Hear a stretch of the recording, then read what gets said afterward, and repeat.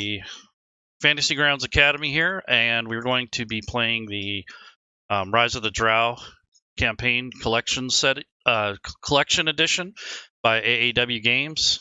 This module is more designed for long play, but we're going to run the first part of the encounter, kind of a condensed version. I have 4 players with us today, and we're going to be playing on the Fantasy Grounds Virtual Tabletop. We're going to spend the first 15-20 minutes kind of going over some of the interface in case we have newer people who haven't used it before. So first things first, apparently if you guys have all chose your character, you guys are on the combat tracker, so that's the first thing you want to open if you haven't already. And that's the 2 sword icon on the upper right of the interface. So that opens up the combat tracker, and you should see your character on there. And there'll be a list of your other friends there. So combat tracker keeps track of rounds, keeps track of your spell durations, hit points, all sorts of nice things. So it will even keep track of concentration effects and your lights and all that stuff. So it's very handy once you get used to using it. When it's time to pass your turn, when it comes up on the combat tracker, there is a down arrow icon on the frame of the combat tracker near the bottom. That's next to the flag. That is how you would pass your turn when your turn comes up, when your turn complete. That's where you would go to pass your turn to the next person or the next NPC or whatever's behind you.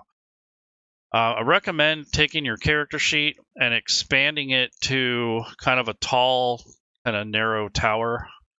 And I have an example of that in the chat area in Discord.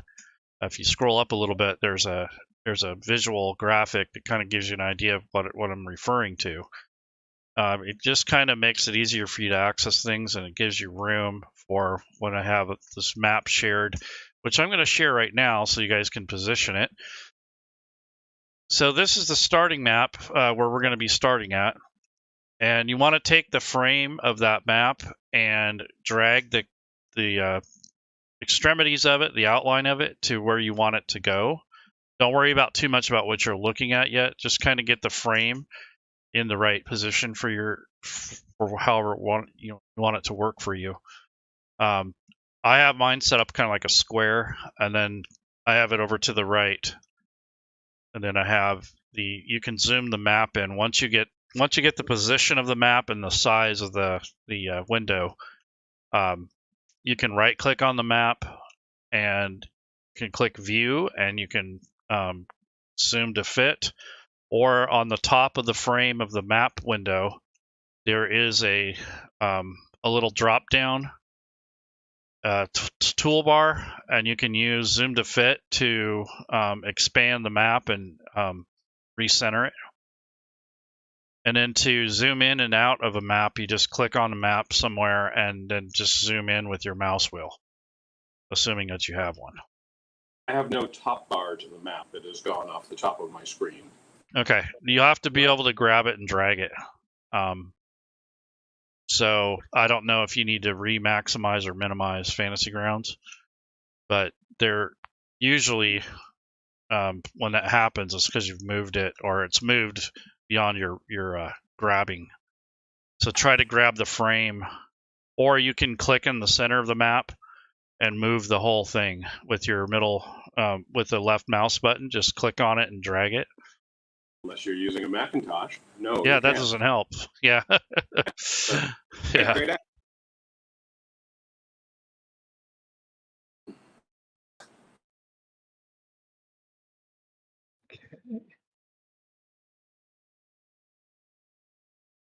Yeah, I don't remember what the shortcut keys were for Macs, but I know there's other combinations of keys to access the similar Windows functions.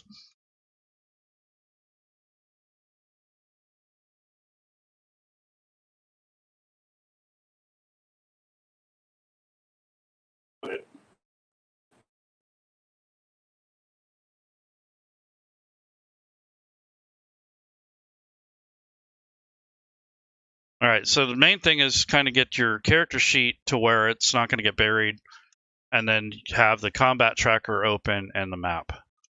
That way you can see everything and it's not getting buried. The thing that happens with Fantasy Grounds, when you first open a window, it always wants to go to the center. So once you understand that, whenever a new window pops up or you access a different window, if you size the window to the size you want and move it to the location you want it to open in, the next time you click on it, it'll open where you last left it. So that helps understanding how the Windows management works.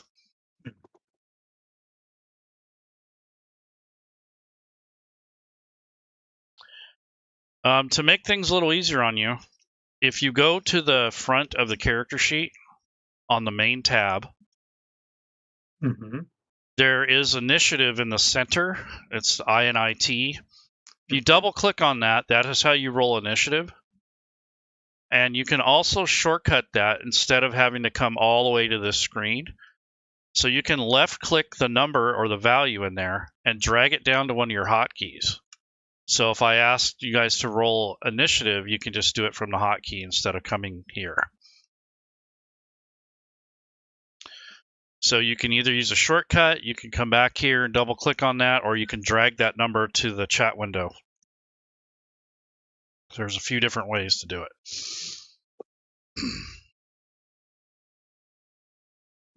Okay. Okay, on the next tab on the right-hand side of your character sheet, there's the skills tab. So these are all your base skills that you can roll.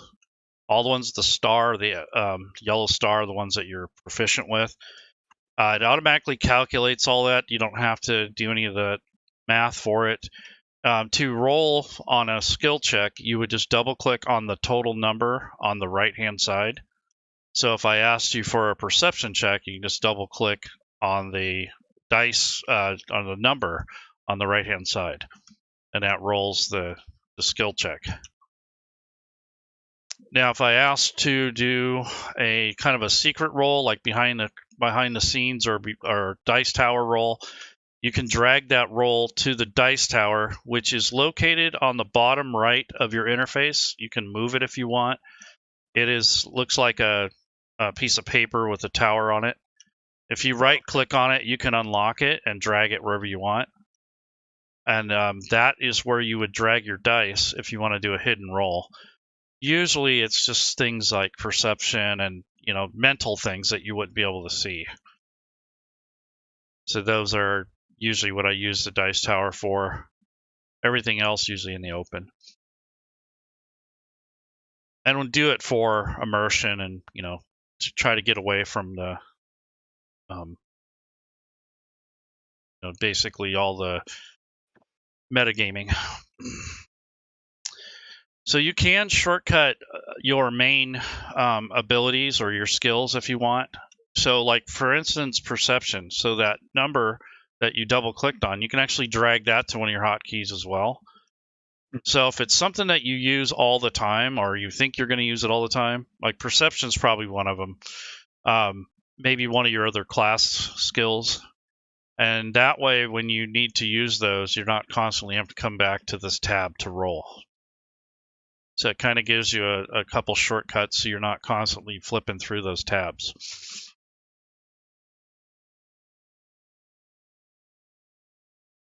And then last but not least, the Actions tab. This is where you're going to spend a majority of your playtime when you're using Fantasy Grounds. Down on the bottom, there are some modes that you can switch between. When you're playing, you want to leave it on combat and leave the display as actions. But I want to explain that the standard mode is like when you're building your character, leveling up, that sort of thing. Preparation mode is when you're setting up your usages, preparing your spells, that sort of thing. And then combat modes when you're actually playing. So those three modes are what kind of changes the view of the Actions tab. But generally, you're going to be spending more time on combat, and the display should say actions. And you'll notice a bunch of buttons next to whatever the feature or spell or such, so that when you're going to use one of those, generally you'll drag and drop the button, or you'll click on it, depending on what it does and what it's for. Okay. If you're a spellcaster, you're going to manually check off the slots that you use. Mm-hmm. There's nothing that says you can or cannot. It just is a manual thing. You just click on them when you use your first, second level spells, those things. It's just a way to keep track of how many slots you've used. Same thing with anything that has a usage in your effects. When you use them, there's a little bubble next to it. Just click on it. That just keeps track of your usages. Wait a second. Where am I going to be clicking on my spells here? Near the top by the weapons, there's spell slots up there. If you're in combat mode and display actions, you should see a bar up there that has your spell slots. All right, hold on. Walk me through getting to combat mode here. Which window would that be in? Okay, you're on the Actions tab on the right-hand side of your character sheet. Down at the bottom, there's a way to change your mode to combat, and you can change the display to actions. Check. Okay, up near the weapons, there's spell slots. I have spell slots. Well, Yep. I'm trying to figure out where is the actual notation for spell slots? Because I have the spells listed here. Mm-hmm. Where do I click to mark off a spell slot? There's a little bubble above the actions area, but below the weapons.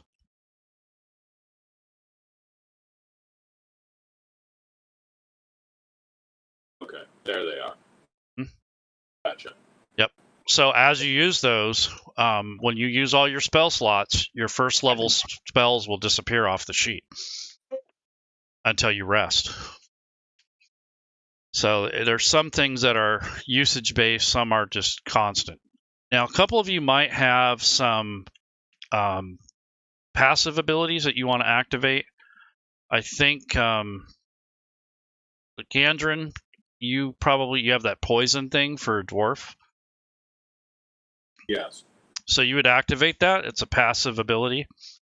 It's something that will calculate if you come across poisons. It'll help you with that. We have an elf here. You have Fey Ancestry. That's more or less a note, but you can activate that if you want. Gimbal, you have Naturally Stealthy. You can activate that if you haven't already. And Rolf, you already have yours active, the Savage Attacker. It's just a reminder that you can re-roll your melee damage once per turn. Sorry, how do I activate that? I see it on the Abilities tab, but I don't see any way to activate it. So if you're on the Actions tab on the right-hand side of your character sheet, and then on the bottom, there's Mode, and it should say Combat, and Display should say Actions. There you go. Yep. So not everyone has those, passive abilities, but some of you will have dark vision, so you won't have to have a torch.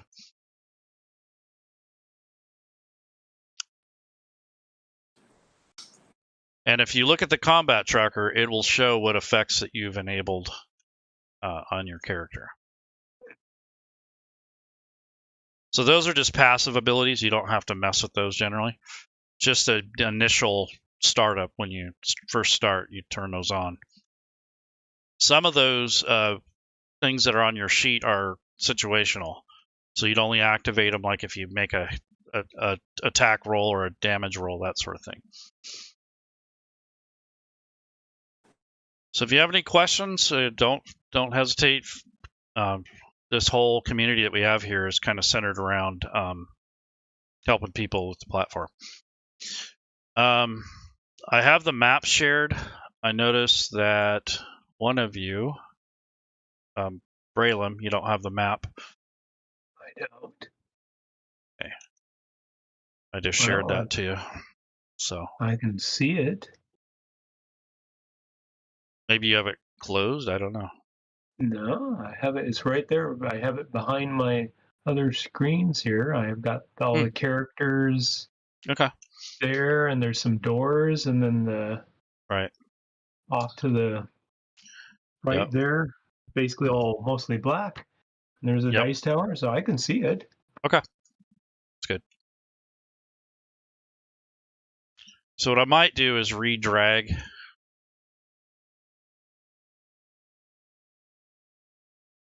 Okay. There we go.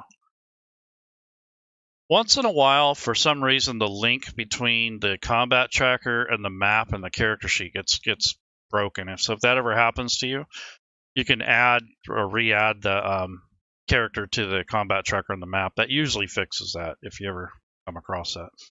Okay. But it's mostly a GM thing. You won't be able to do it. But if you ever play in a game and that happens to you, just chime in on that. Okay.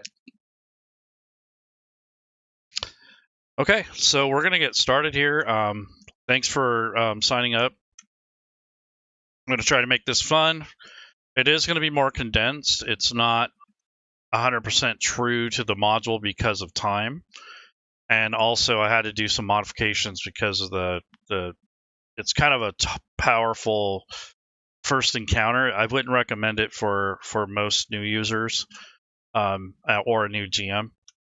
But I've modified it enough to where we can play and still have a decent amount of fun. All right. So, any other questions before we get started? No, I'm ready. All right, go. I'm here. Yep. So mainly you'll be on your actions tab. Like I said, if you made shortcuts earlier, it'll be easier, so you don't have to keep flipping between the different tabs on your character sheet. All right, so the adventure begins in a kind of a wilderness kind of village type setting. It's reminiscent of, how would you say, kind of a Norse Viking / Native American kind of setting as far as the look goes. I'm going to share a handout with you. This is the city or the town of Rybalka. It's kind of a frontier kind of place. You don't have to keep this open the whole time, but this gives you an idea of sort of what the landscape is like. It is snowing, kind of a medium, for intensity. There are some cold breezes occasionally. It's not like you're in Icewind Dale or something like that, but it is really cold. I assume that you guys are wearing some kind of protective clothing. You've traveled here by boat about a week ago. It's kind of a rough ride, but when you finally made it here, you're kind of grateful to be with civilization. You've probably been in town maybe about, I want to say, about 3 days. You've cozied up in a local establishment. It is called the Serpent, or the Sleeping Serpent. It's one of the main places where people go to hang out, especially if you're new to town. I'm going to share a kind of a map, give you an idea of kind of an overview of what the location looks like. Let's see.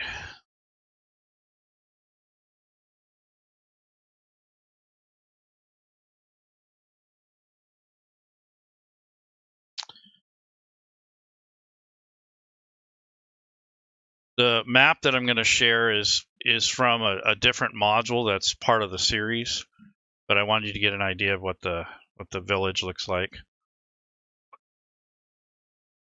So when we start the adventure, you'll be in location number 1, which is a walkway that leads to the town's cathedral, and you're actually in the Thirsty Serpent Tavern, which is number 2. This is where you're basically starting off your adventure.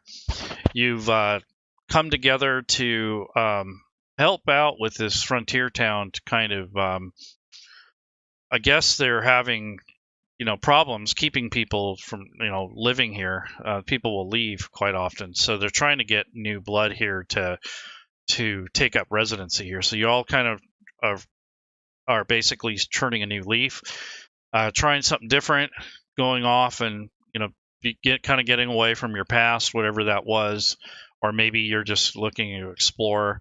Whatever the the reasoning is that you've all come together and you've probably known each other just for the journey of the boat ride and from the time you've spent here in Ribalka.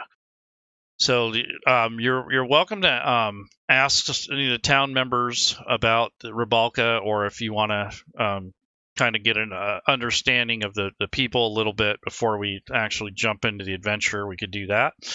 And we have quite a few residents that are preparing for a festival that you guys heard about when you first arrived. It is called the Vigil of Light. It is a ceremony that is performed every year, and it's kind of important to this village, and it's been here since the village was founded. The village belonged to a different culture before the residents of Ribalka took it over.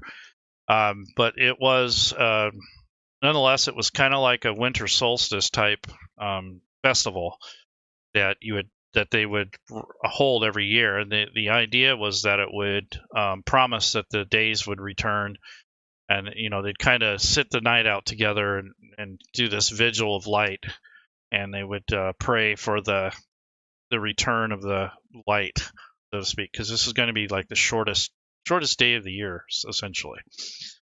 Okay. So that's where this adventure starts, is the basically winter solstice. There are a bunch of hunters that are out that haven't returned yet, that are due to arrive shortly. And the festival is going to take place in about 2 or 3 hours from the time we start the adventure.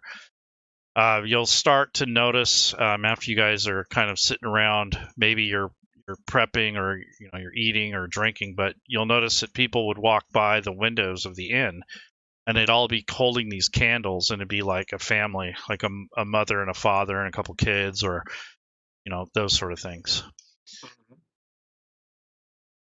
So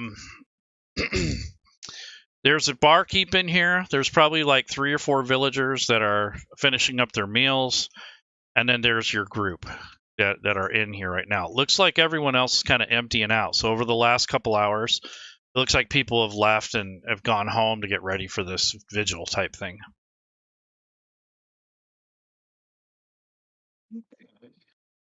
And the vigil is held throughout the place, or there's a specific place they're gathering? I want to get a good seat. Sure. So you find out that probably from one of the passersby, or you overhear this, that the residents are heading to a cathedral, which is in the southern part of town. It's the Ribalka Cathedral. It's kind of set up like your traditional church with pews and aisles and such. So if you want to get up and start heading that way sooner than later, that's great. Yeah, might as well, because, first of all, I want to see what deities they're worshiping in said cathedral. Okay. Anybody else have anything to add or ask? Gimble's gonna just pull a candle out of their bag, and kind of just go along for the walk. Okay. So on your character sheet, you probably have a candle effect. If you want to light it, you can.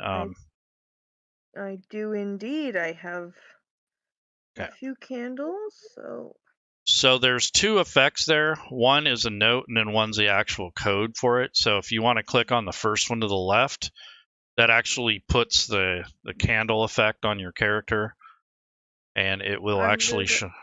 It's right next to the candle. Yes, there it is. Yep. And then check off one of the candles, the little bubbles next to it. There you go. Perfect. Yep. All right.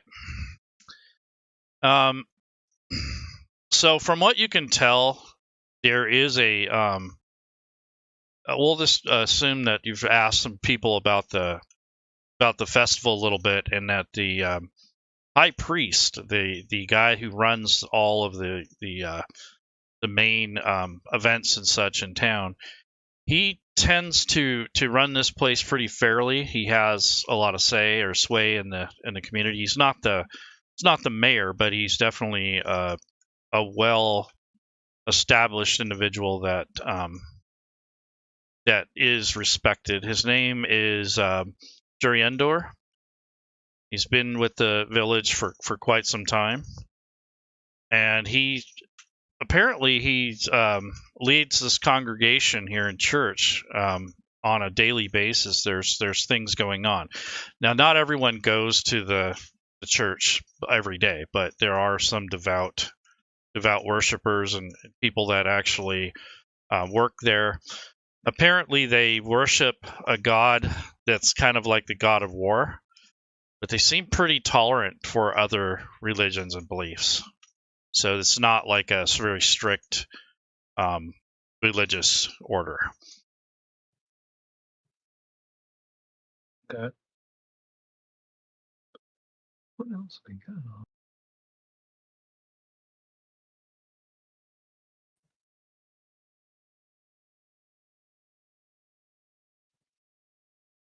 Well, just out of curiosity, I talked to the the barkeep and asked him, well, other than the festival that's coming on, anything else been going on the last couple of weeks? You know, interesting enough, he says while he's polishing glasses behind the bar. He says there's been some strange happenings coming out of the Darkwood, which is, it borders our village.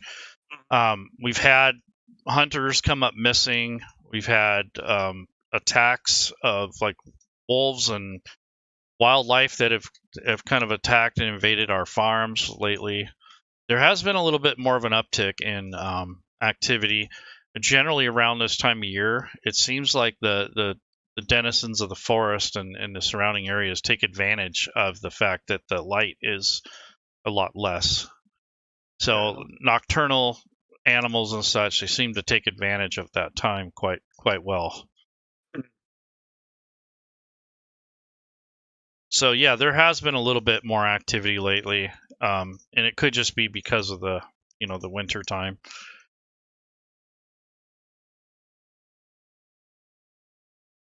Nice effect with the snow. yeah, that's kind of cool. Okay,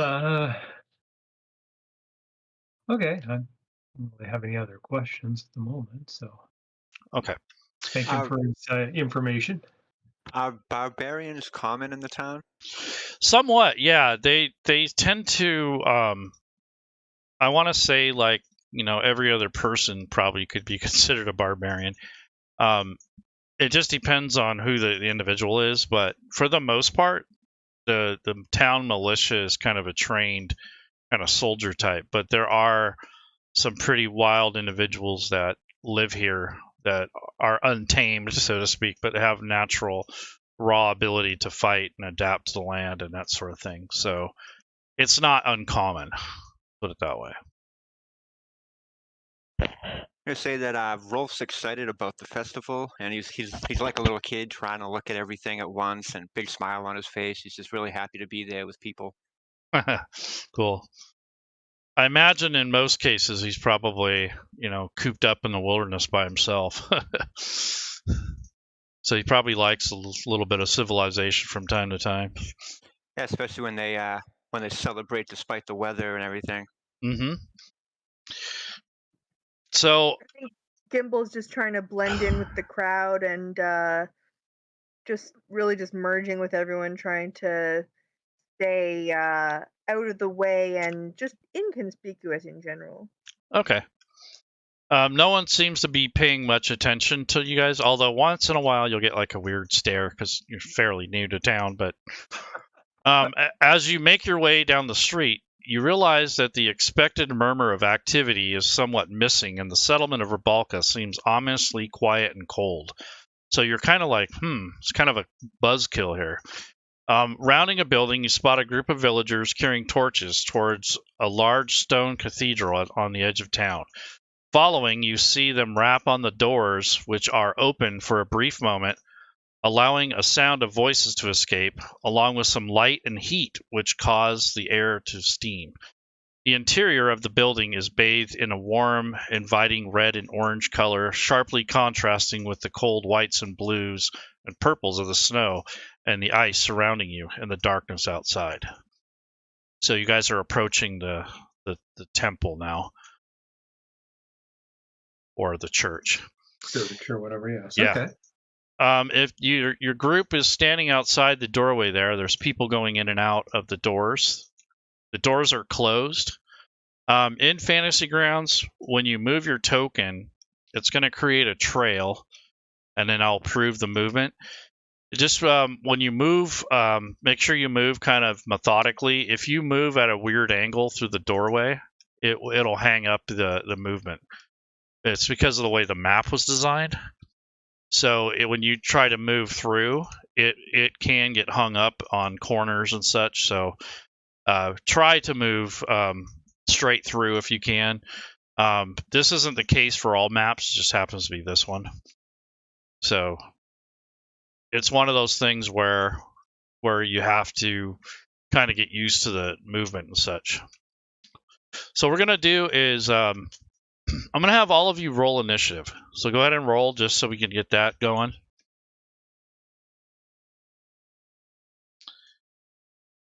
Okay. So it looks like Braylum is at the top of the order here. I have the tokens locked. So when you guys want to move, you can just trace your path. Fantasy Grounds doesn't prevent you from moving through others or moving beyond your movement rate. But most of you, save for Gimbal and Gandrin, you probably can move 30 feet. And the other two probably 25. If you want to dash, obviously it's double. When you move through your allies, you're going to lose some footage. So if you have to cut through somebody, your friends, you're going to lose at least 5 feet. I'd say on the from outside, you're going to lose at least 5 feet. Indoors, you're probably going to lose 10 feet because of the space. The rule is 10 feet for hard, for difficult terrain. Mm-hmm. But I kind of rule it like if you're outside and you got room, I think you're only going to lose 5 feet. Okay. But if you're indoors, you're probably going to lose 10. And the other thing is you cannot move through enemies. So if you have an enemy in front of you, don't move your token through it.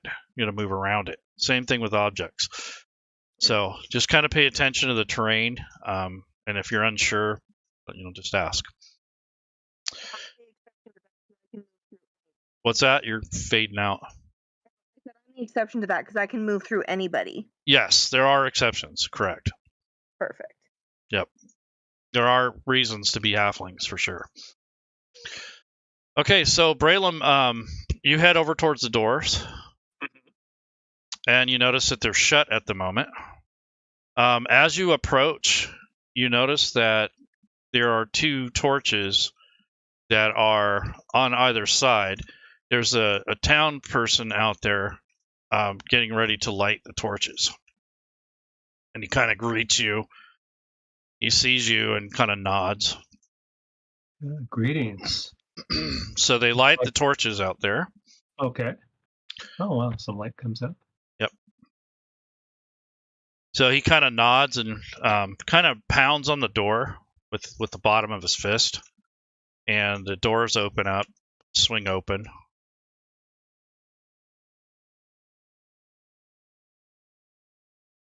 All right.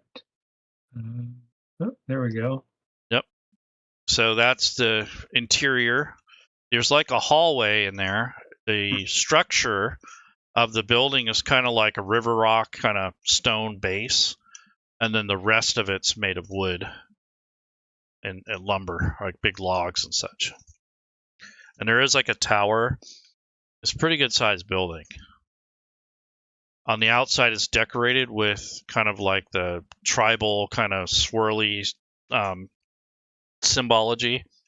There isn't any writing per se, but you can see pictures of they look like Norse gods fighting wolves and, stuff that looks like Odin, those type of things.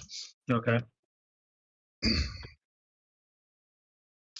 So you kind of peek in, you notice there's people starting to fill into the church, starting to gather into this cathedral.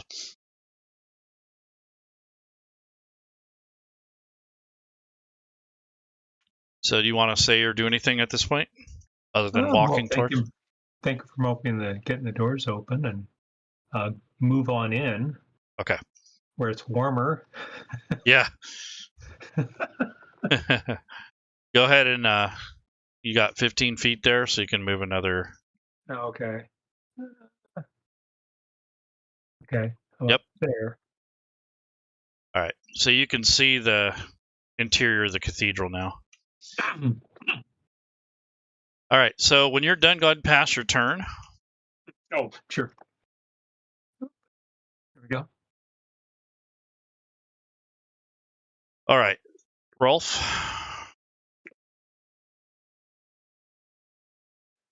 Okay, I'm gonna follow him by 30 feet and carefully wipe his feet, and he kind of takes his fur off, and he's looking around. He's still pretty excited.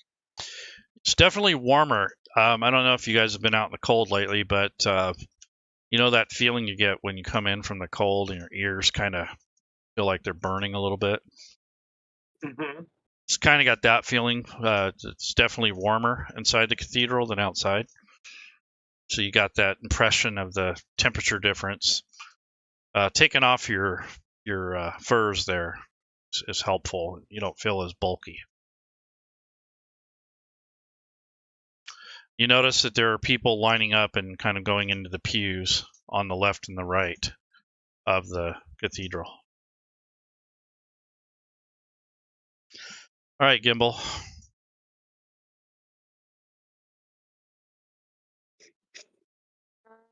So, yeah, just gonna pass through. Okay. 3.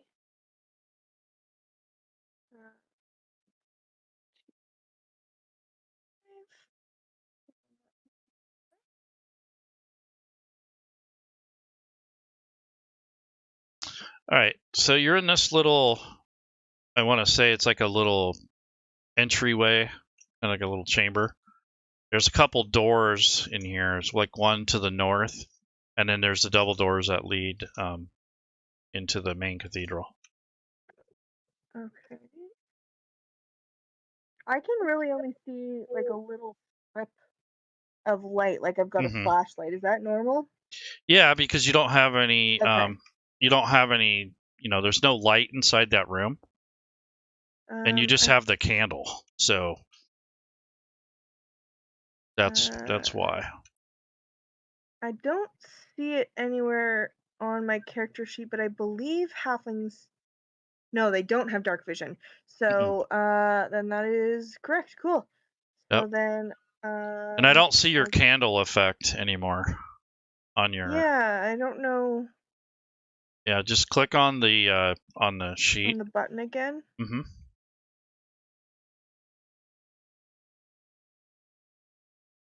It doesn't seem to do anything. Try the other button. There's 2 there. Yeah, I've clicked both. Neither one. Drag it to your token, because it might be the fact that it's not set to self. There you go. Ah, there we go. Perfect. Okay. Yep. So I don't really have anything else to do at this point, so I'm just going to use my bonus action dash to take a few more steps forward. All right. 3, 5. All right, so you kind of just barge your way in up front of everybody. Just kind of bobbing and weaving in between them to get up front. Me first.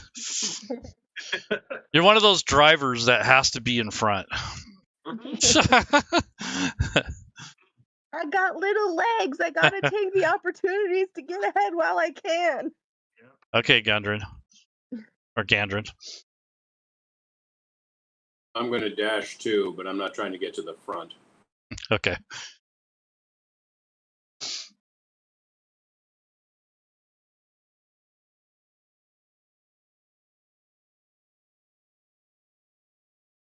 It's not drawing any more for me. It's weird. You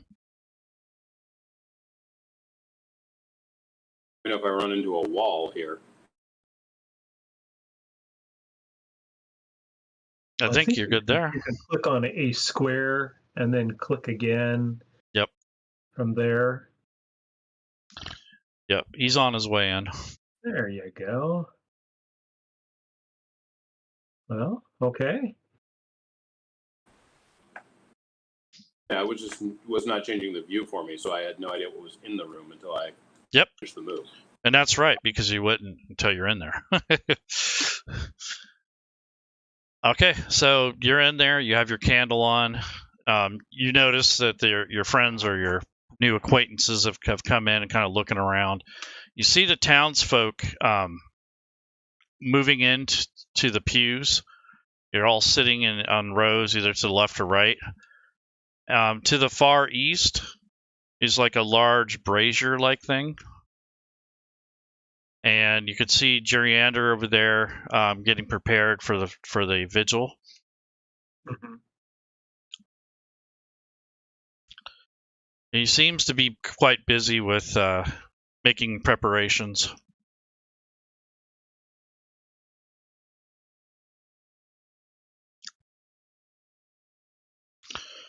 You notice that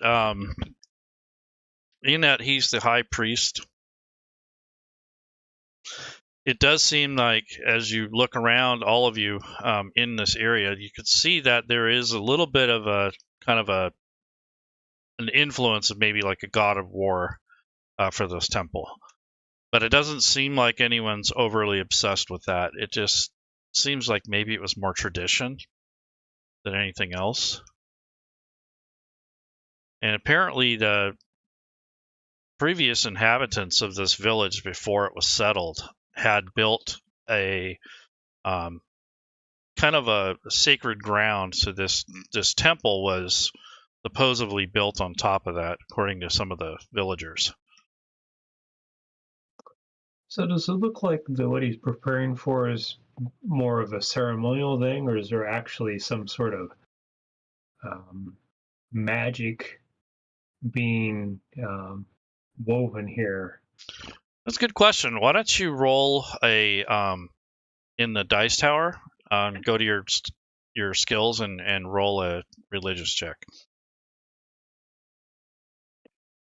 Okay, so I just drag it over to the dice tower? Yeah, drag the roll or the number. Perfect. So from what you can tell, it just looks very ritualistic. You're not really convinced that it's all that magical. Okay. It doesn't seem like it. It's like you don't see any runes or spell casting or anything going on.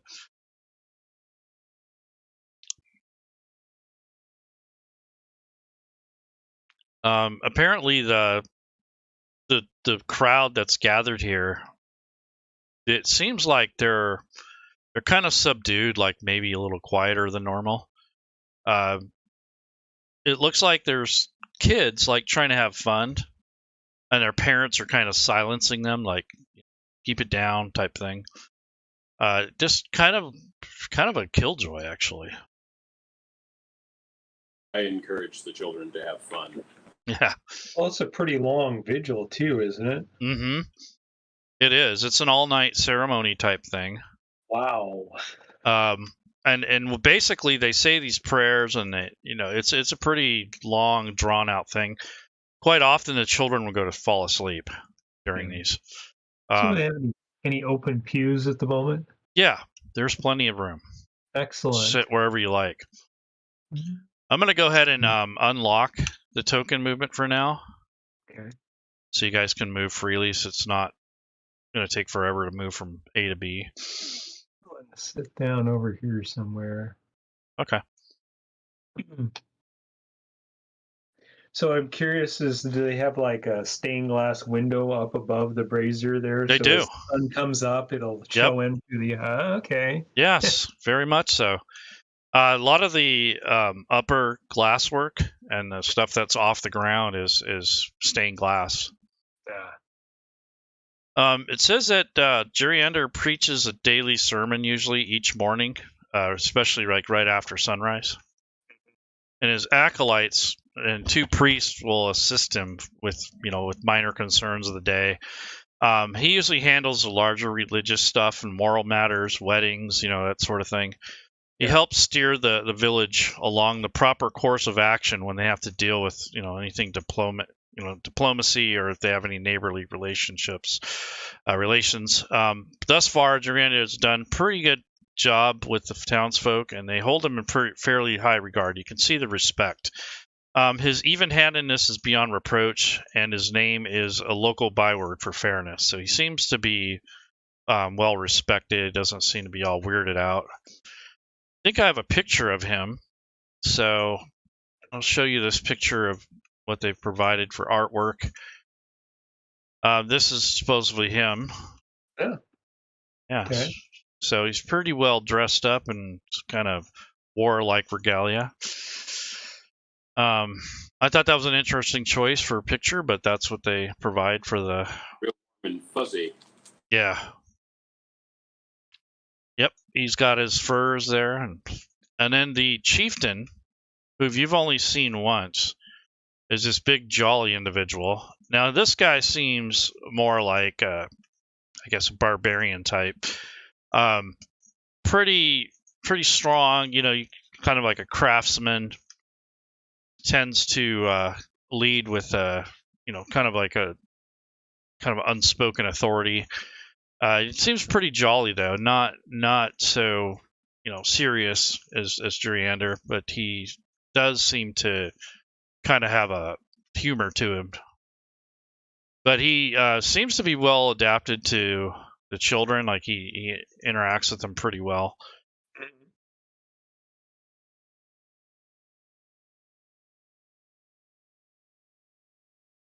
All right, so all those people are starting to kind of file in and sit and get their places. I'm assuming the rest of you have taken up where you want to sit. Yeah, Rolf went around to see if there's a place he could donate something, and he dropped a gold in, and then just kind of sat near the back. Okay. Sitting pretty quiet. Yeah, you get a nod from Juriander, kind of like a half smile, like thank you kind of thing, as he sees you approach and drops the coin in. A lot of heads turn like, wow, this guy has gold.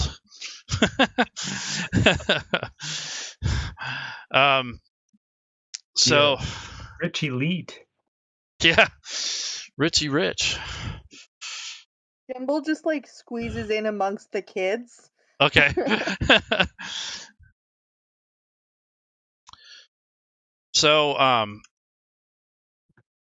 you guys notice that once at the front of the cathedral, Juriander pulls a long wooden torch from a wall, and he uses the large brazier on the plinth to set it alight.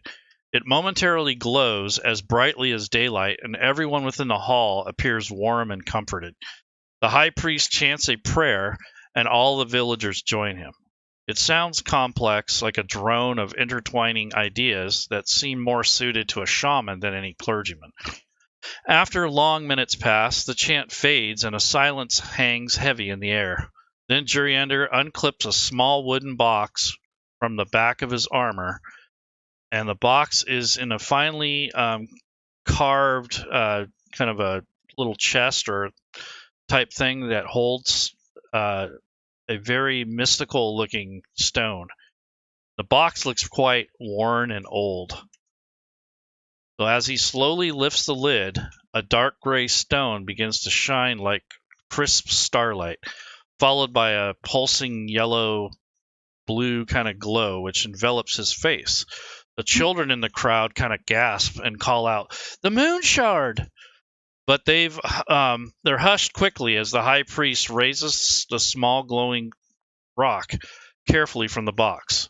Holding it high for all to see, he begins to call out words in a mystic language. With each powerful word, the moon shard grows brighter, the air humming with energy. The crowd of villagers parts as Juriander walks the aisle, continuing the ceremony. So much for your non-magical thing. So initially it didn't seem like it, but now it does. Yes. Any chance of any of us know any of these words? I doubt it, but I'll give one of you a chance to roll Arcana.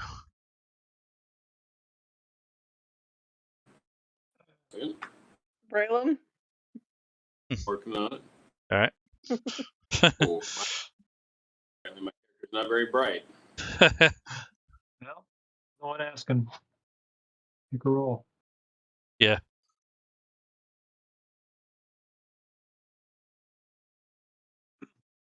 All right, Gandrin.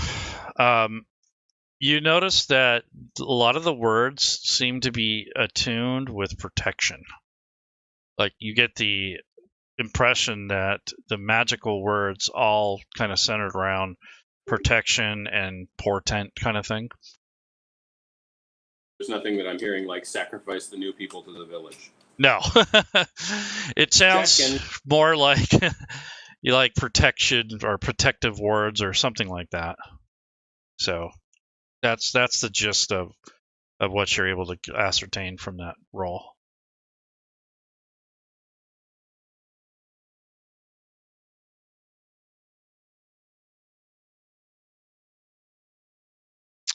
So I'm going to show you what the moon shard looks like. It's like a glowing crystal. It's in this old box that they had locked up. And it pulses brighter as the ceremony progresses.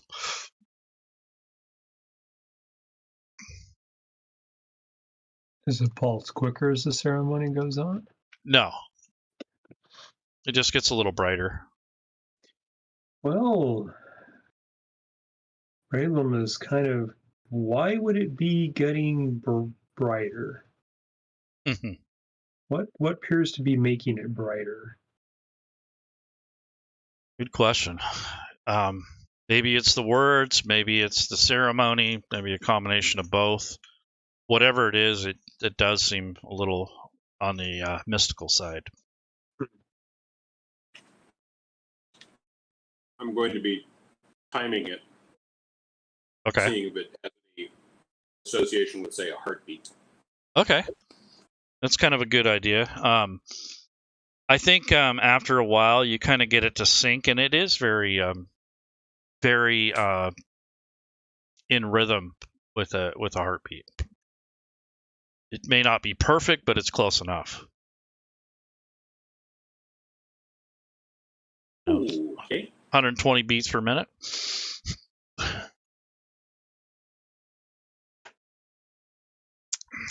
So you got an impression that it's kind of a living, or at least it emulates a living source. Mm-hmm.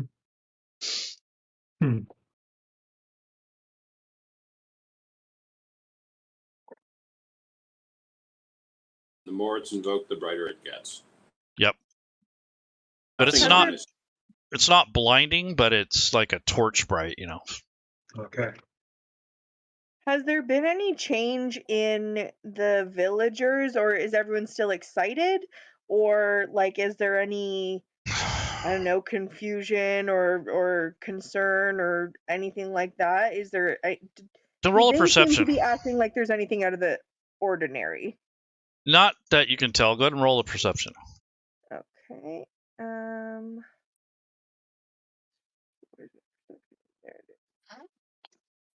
Do I roll it in the dice tower? Yeah. Or just yeah, dice tower. Dice tower. Okay.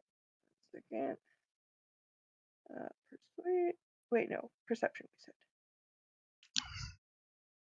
Did I do it? Doesn't look like it.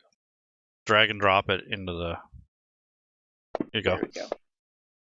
My dice tower is just kind of hidden behind some Right. Yeah, I got it. Okay, so you glance around and you kind of study the look on some of the villagers' faces, including Geryander and the Leonid, the mayor. It looks like most of the people are kind of fix their eyes on the crystal, including the children. It doesn't look like they're mesmerized or anything, but well, the children kind of do, but the adults seem like they're, you know, like it's something normal. It doesn't look like they're all surprised and, you know, like it's something weird. It's like watching the Olympic torch go through your town. Like, yeah, it's exciting, but it's not like... Yeah, it's not game ending or something. You know? Cool. Yeah, it just seems like they're more doing this out of respect and familiarity than they are from fear or uncertainty, I guess is best way to put it. And after a moment where the preacher is kind of going back and forth, or the main Chiriander, you hear this like commotion coming from the entranceway that you guys had come in earlier. And there's a couple of these hunters. It looks like they've returned, and the villagers look rather shocked, like, what is going on here? And these hunters come in. They look like they're under distress. They're breathing heavily.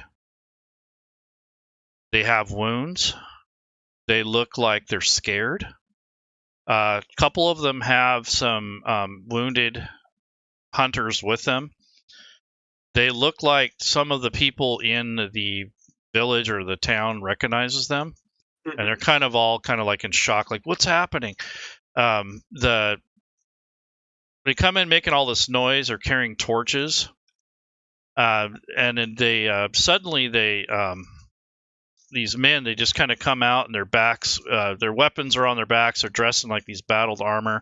They're staggering into the room. They're carrying badly injured individuals. Two men said, help us now. We require healing, and our friends are at death's door. The evils of the Darkwood are too many, too foul. Another ally outside is turned to stone. Yet I dare say that no one within these walls would fancy to face what lurks without. And then the clerics and the mayor, Leonid, call out, and it says, some help here, quickly. So he's kind of moving over towards the hunters, and they have an individual that's bleeding out with them. So that's kind of interrupted the ceremony, so to speak. So some kind of craziness going on. That these guys have just returned, although it may be premature, but they were due to come back anyways, but they're maybe running a little late, but nonetheless, they had some trouble, obviously. Well, Raylan was going to move up towards the front there and okay. take a look. All right, so what I want to do is have all of you roll initiative again, and then we'll restart from there. Okay. Okay. All right, Rolf. All right, Rolf will go to the door and kind of see if there's any stragglers outside or anyone that is pursuing them. Sure. So go ahead and move.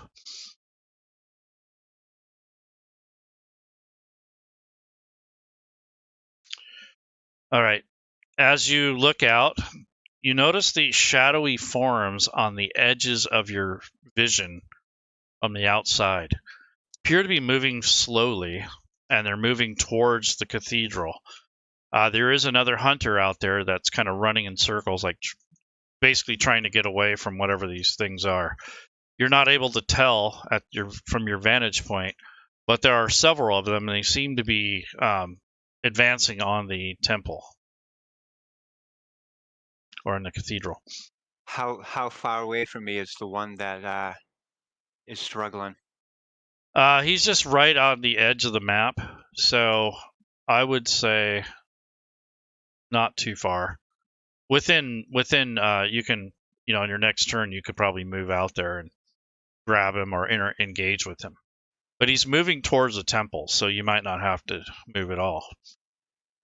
Okay, yeah, I'm just going to kind of stand here and urge him along and kind of tell the people inside that there's someone else coming, they're being followed.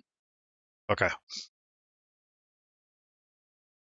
All right, so this hunter, he starts kind of trying to help the guy that's bleeding, and he's kneeled down. He's going to move to the side, and he's going to try to gain his wits. He's got this torch in his hand that's burning. It doesn't look like he's in good shape. Like looks like he's been running for a while. He's like breathing very heavily. He's kind of like got saliva coming out of his mouth. He's like he's just catching his breath basically. Okay, Braylon. Let's see here. All right. Let's move that. There we go. Move to there.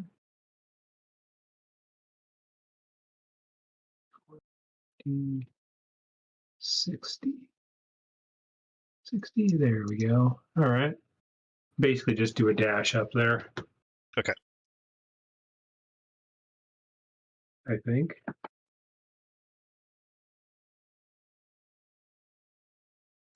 All right. You don't want to end your turn on a token, but that's all right. Oh, there was something there? Sorry. Yeah, sorry about that. I didn't. Let me reveal them for you first. Ah, okay. There we go.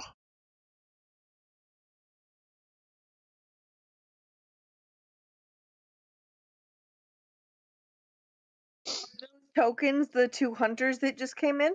Mm-hmm. 3. Yep. There's a wounded one, and then there's Oh, a I couple only of them. see 2 right now. Yep. Okay.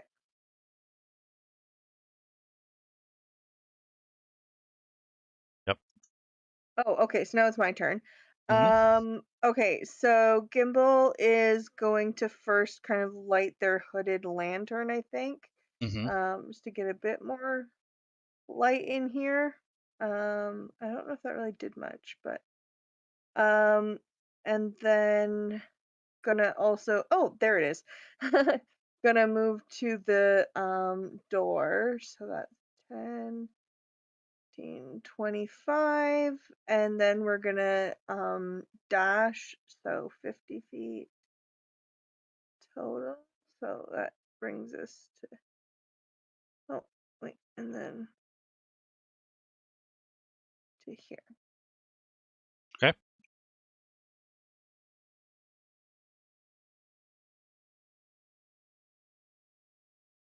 Just seeing if they can shed some light on the situation, you know? Yeah, you notice that there's a guy that's bleeding out. The other hunters are kind of just catching their breaths. They're puffing, and they're kind of stooped over. And then you hear Rolf outside claiming that there's something coming. Did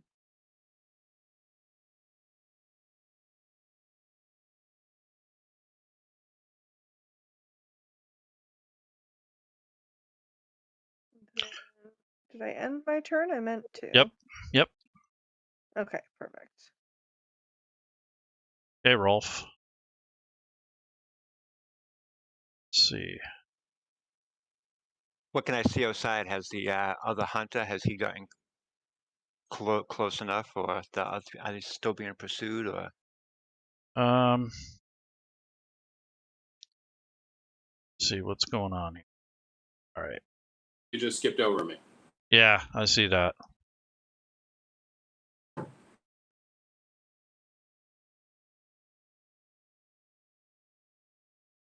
There.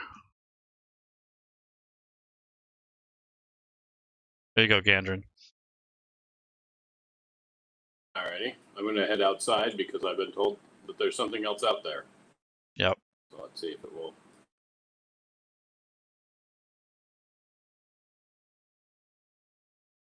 Yeah, so that's going to go through the wall, essentially. Yeah, it's. I've been trying to click on it square by square, and that's what it did. Huh. Okay.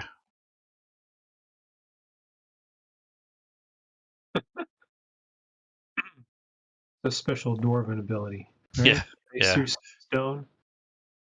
Yeah. Okay, now it stopped me there. Oh, wait, maybe. There we go. Yeah, part of it is the way the doors were drawn in here. So you get stuck in these little corners. All right, so you're outside, and you notice these. First, you notice a smell. There's a faint breeze, cold breeze, and you notice this like rotten kind of flesh smell. You've smelled dead bodies before, so that's not anything new to you. You look out and you notice these forms kind of encircling in on the cathedral. There's several of them. I live around here, so I can handle the smell. Yeah, probably. It's pretty foul, though. It's pretty nasty. Alrighty. Well, that was a move. And there are, it's like 8 of them, he says out loud so everybody can hear. Yeah. Okay. All right. All right, well, better to have a choke point, so moving back in. Eventually it will allow that. And Okay. turn that into a reverse dash, as it were. Okay. Now we've got 2 people on the door. All right. So what? Door watch. Well, there are children in here. That's right. So therefore they're zombies. Yep.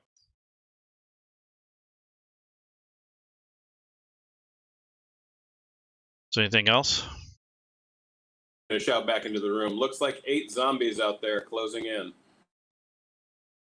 Yikes. All right. So you do notice the zombie-like humanoids start coming towards you.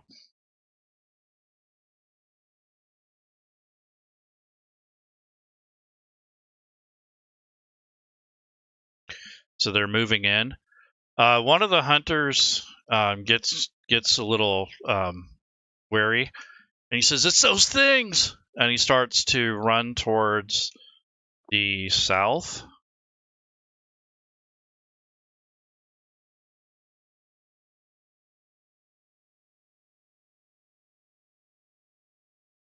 So he disappears down a stairwell with the rest of there's people that are in the church.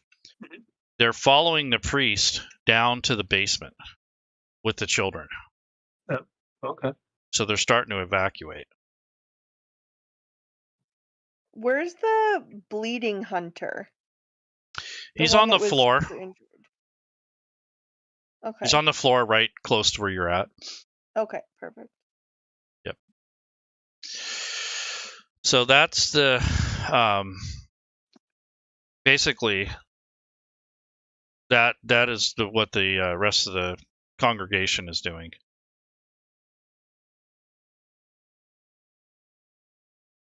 They're moving down into the building more.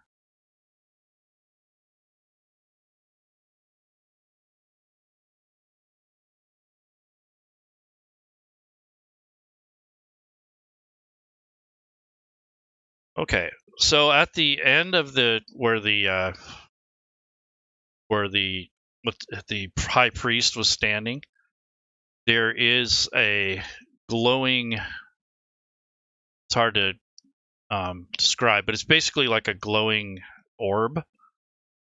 I don't think any of you have seen anything like it before, but it appears on the east side of the cathedral.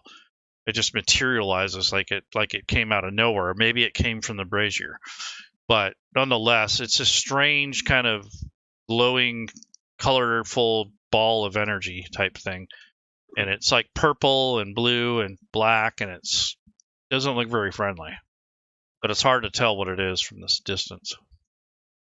That's the moonstone, right? No, the moonstone is with Geriander, or the. Oh, okay. That's something Yeah. different. Yep. Yeah. But it does kind of reminisce you of the stone a little. And it's moving slowly to the west. So it stops there, and it just kind of hovers in place. Okay, Rolf. Okay, I'm going to throw a javelin, one of my javelins at Zombie 4. Okay.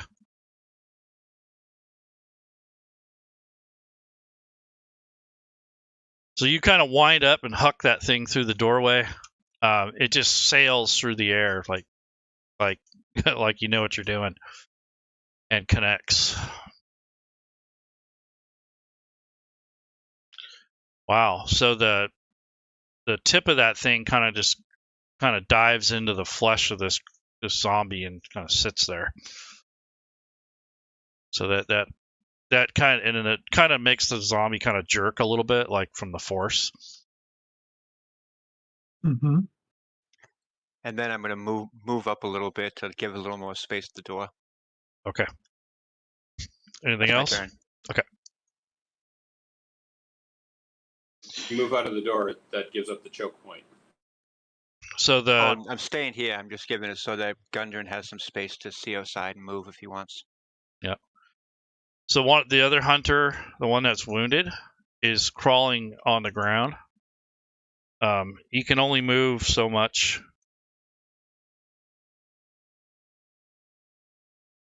He's kind of sliding himself that way. All right, Braylon. All right. Well, Braylon shouts, "Hey, we've got a potentially hostile crystal back here. It's coming towards the door. Well, let's see if it's immune to force damage. He will blast it with some magic missiles." Okay. Let's see here. Just click it. Will it roll it? Yep. You just drag and drop it on the token or in the combat tracker. I think. Well, actually, did it do it? It rolled, but you didn't have it targeted on anything. So just drag and drop it on the token. Oh, okay, I see. Or you can drag and drop it in the combat tracker too. Either way. So if I drag it on and drop it on this thing. Yep. That work? Yep. All right. So there's one of 3. Oh, okay. It doesn't do all of them at once, huh? You could You could do extra. Well, I figured it's probably fairly tough. Yeah. But you could just, if you pick up a die and you right click on it, you can add more dice to it if you want to do it that way too. But it's good that you learn kind of the dragging, dropping, kind of get used to that part. All right. So it looks like it's going to be a total of 7. So sparks kind of fly out and it turns colors as the missiles connect with it. So it goes from like this purplish, bluish color to like this reddish, kind of blood red, orange color as the missiles hit it. Okay. So it appears to be reacting.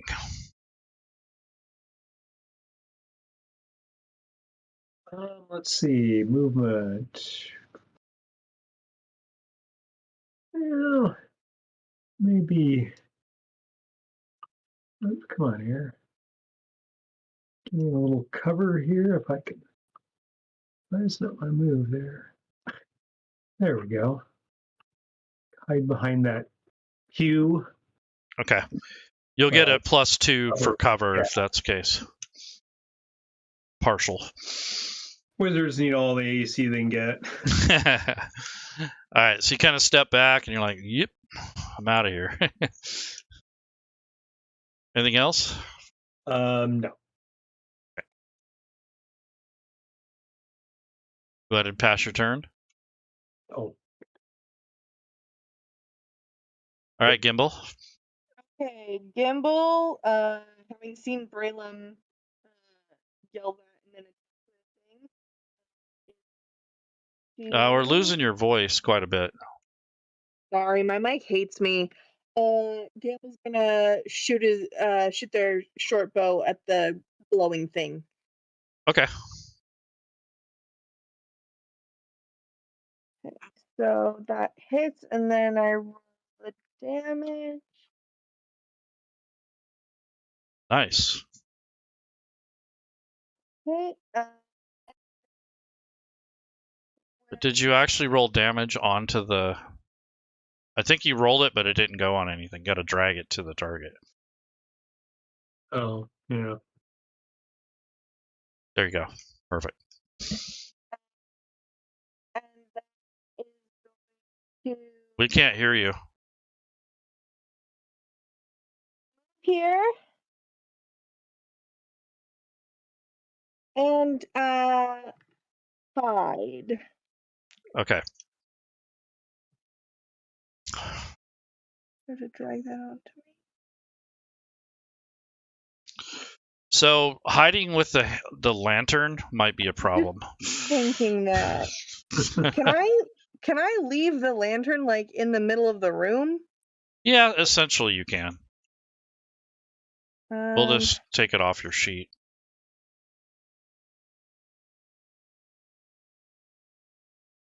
do that. Okay. There we go. And then You should roll a stealth check. all right.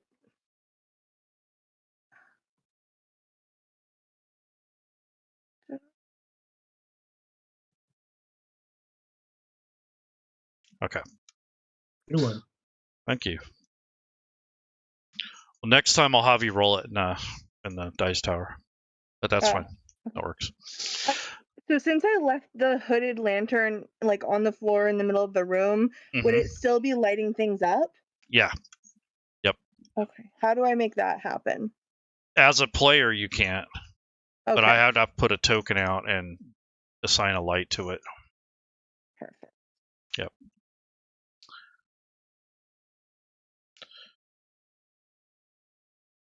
All right.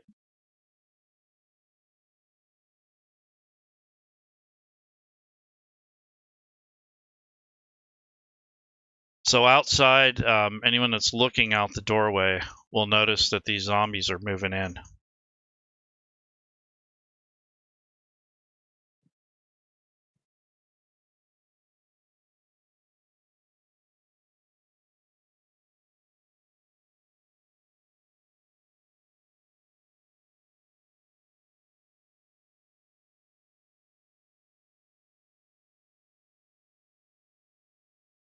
They're just kind of lumbering slowly forward.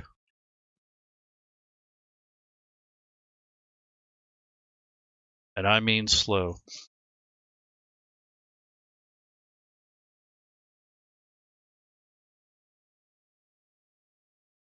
Well, it looks just fine. I don't see any zombies. They all left, guys. I don't know what everyone's worried about. So the hunters are kind of hightailing it out of there. Okay, Gandrin.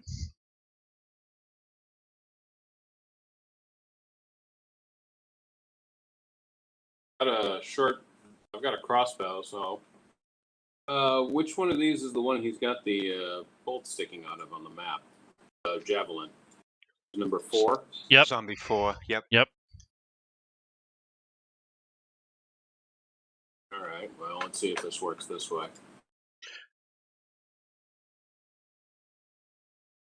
I'm not seeing them labeled on the map. I drag it over to the combat tracker to attack that one? Yeah. Be easier for you to see. Nice. Actually, that was my Warhammer, apparently. Sorry. Yep. Oh, it's the same to hit and the same bloody damage, so. Yeah. So do you have no... Well, I guess you got a little bit of a strength bonus, don't you?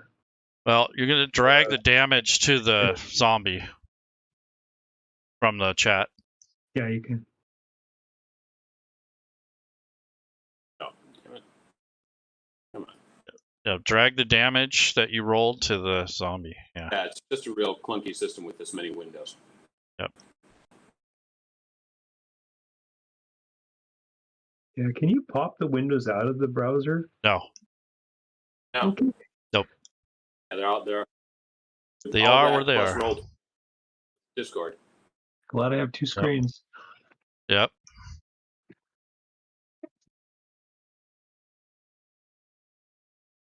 Okay. So you kind of picked off a little bit of damage off of that guy, kind of like it kind of explodes onto him, the bolt.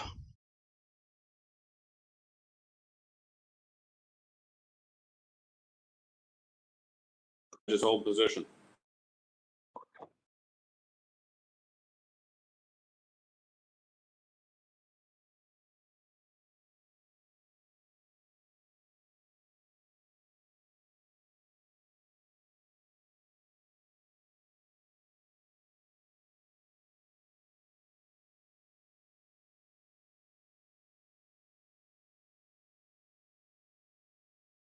For some reason, I seem to be in 2 squares.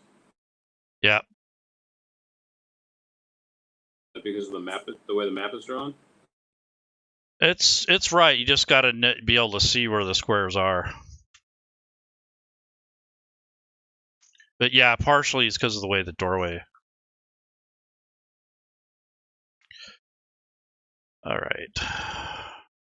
So this lantern thing starts to float or fly.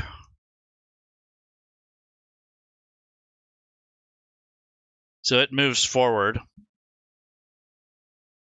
And it sees the Bralum there kind of crouched behind the pew there.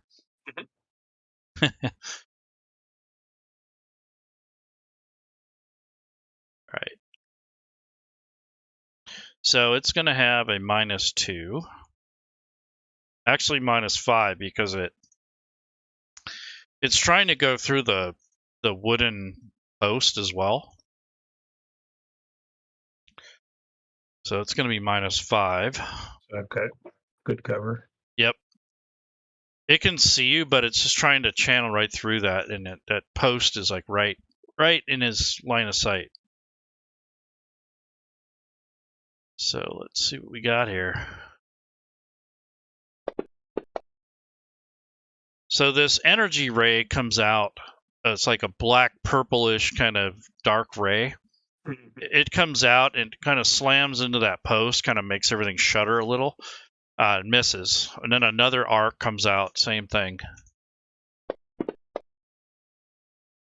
This time, though, it's able to find its mark. Yep. And it seems like it actually... Yeah, it still hits anyways.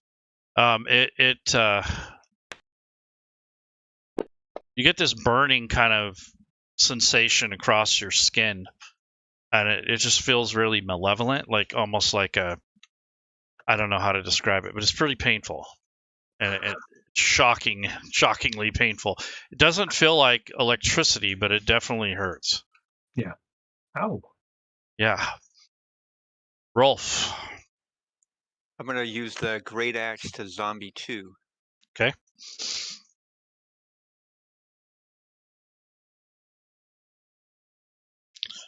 So you take a big swing, and that axe comes down on it, and it kind of clips its shoulder, and some of the bones and flesh kind of fall off. And then, can I close one of the doors so there's just one door, or can zombies open doors? Not so much. I don't think they're as dexterous. It might take them longer, but these are kind of the pull type doors. So you'd be pushing out, so they would have to pull. So I don't know. Probably not. Okay, I'm gonna close the door closest to me then. Okay. So go ahead and it's open now. There you go. Yeah, I just closed it. Yep. And that's my turn. Okay. Right. More magic missiles.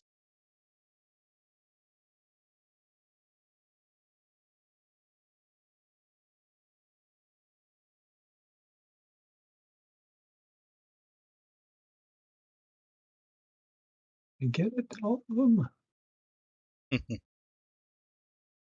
Yeah, there you go. So 9. Nice. So that did some harm to it. It sizzling and popping, and it's got like this color change that's reacting to the missiles. So you're hurting it, or you're doing something to it. Okay. You still feel a little woozy from that hit too. Yeah. Let's move over here. Is there a stair? Yeah, there is. Yep. Aha. Yeah, it leads up. Oh, up. Okay. Is it enclosed or is it? Yep. Aha. There's a door, or like a kind of like a doorway on top. I think I'm going to just move up to there, so I can't see it right from, or can I from up at the top? Go ahead and move. See. Okay. I can't see it, and you can't see me. That's right. There is a door there that's locked, so Okay, well, I'm you're not cornered, gonna, but yeah. not going to worry about that at the moment. Okay. I do not want to get hit by another 7-point attack because I'll be out. All right, Gimbal. Okay, can I take a look at this injured hunter that's crawling near me? Does this guy look infected? Let's you roll a perception. You're gonna have to get a little closer too, Okay, I can do that. and you won't be hidden if you're gonna, do that. Even just scooching down towards the end of my You can do that. queue? Yeah, you can move 15 feet. Roll stealth if you're trying to remain hidden.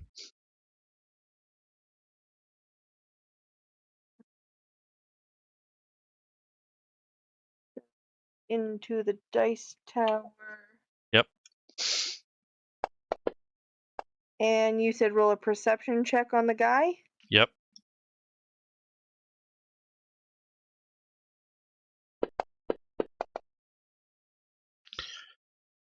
He appears to just be like bleeding, and he's kind of like moving towards the hall that goes downstairs. He's got a couple villagers trying to help drag him down, but he doesn't look any better or worse than before.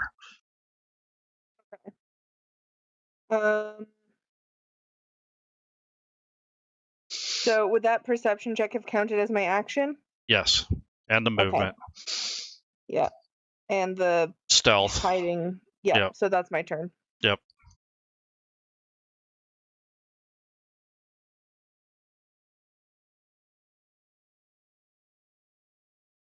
All right, so the zombies are kind of gathered around the door. It's kind of working what you were hoping. The choke point. It appears like they're not moving forward anymore until they can get through the door. So there's one that's trying to crowd up against the others. So it's not really moving anywhere. So number 3 moves in.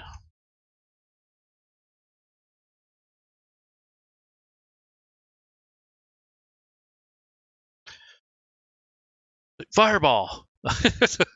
Yep.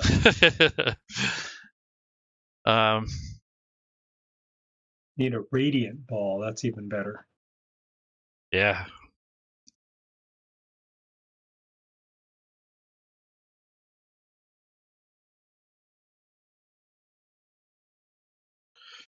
Okay, the guy that you were looking at there, Gimbal, he's the hunter, the one that was sick or that was hurt. He's now downstairs, or he's moved downstairs with the others. Okay, Gandrin.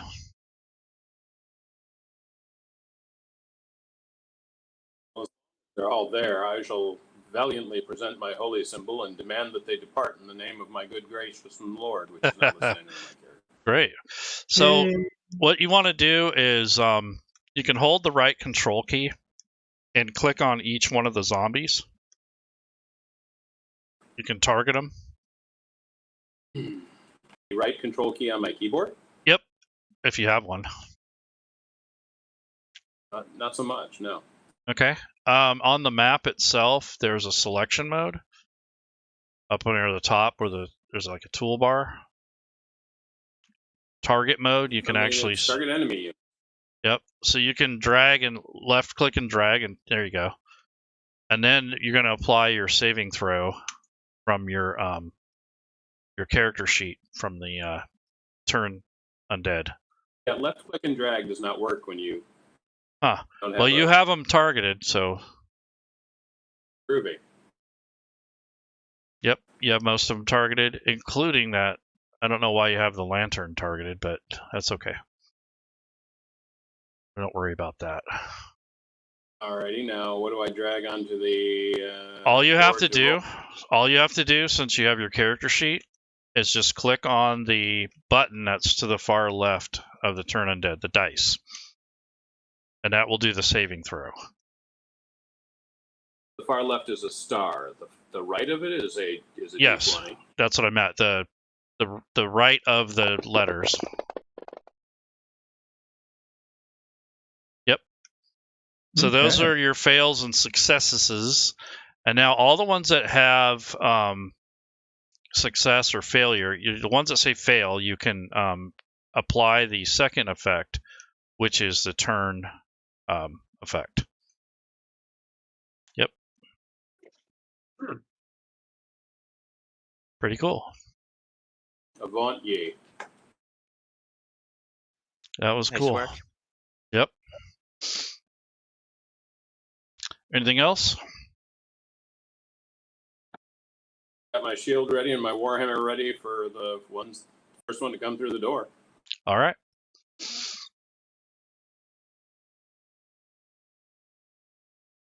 Pass your turn. Thank you.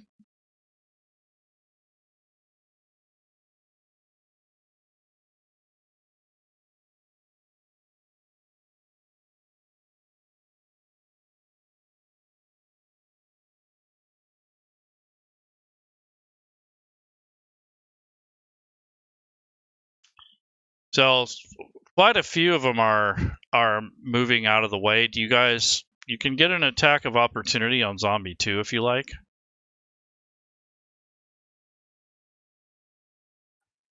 Otherwise, it might go find some poor unfortunate girl. Well, he's not turned, but he's basically moving away from the door. Alrighty. So you can get a free hit off of him if you want.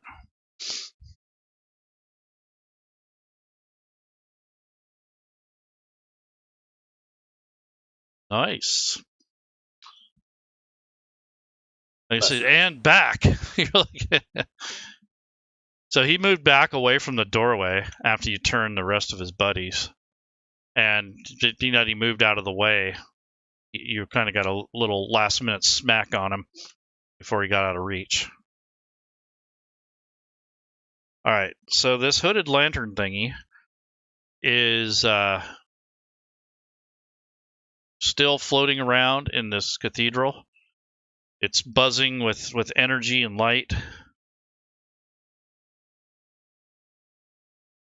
Stops right there, and it's looking over, and well, there's no really way to tell it's looking. It doesn't really have a face, but it stops right there, and it's different colors swirling around it. It appears to be kind of paused momentarily, and he does not notice the gimbals there, so that's good. So just kind of looking around for targets, obviously, and he doesn't see anything, so he stops there. The buck stops there. All right, Rolf. Okay, I'm going to move down 5 feet and see if I can see anything Okay. outside the door that's open still. Yeah, so you notice a lot of the zombies are scrambling outward. There's none in reach unless you have a reach weapon. But if you or javelin would also work. Yeah, I'm trying to find one that isn't turned. Well, number 2's not. Okay, I'm going to throw a javelin at number 2. Okay.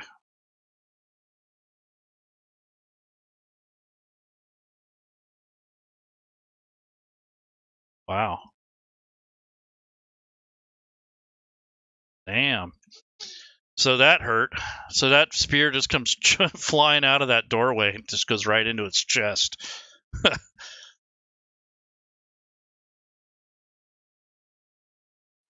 And then I'll move back up 5 feet. Okay. God.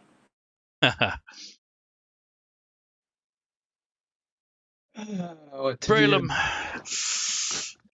Doesn't sound like there's joyous cries of this thing has been destroyed yet. And you can hear the faint sound of battle outside, too. Yeah. A little.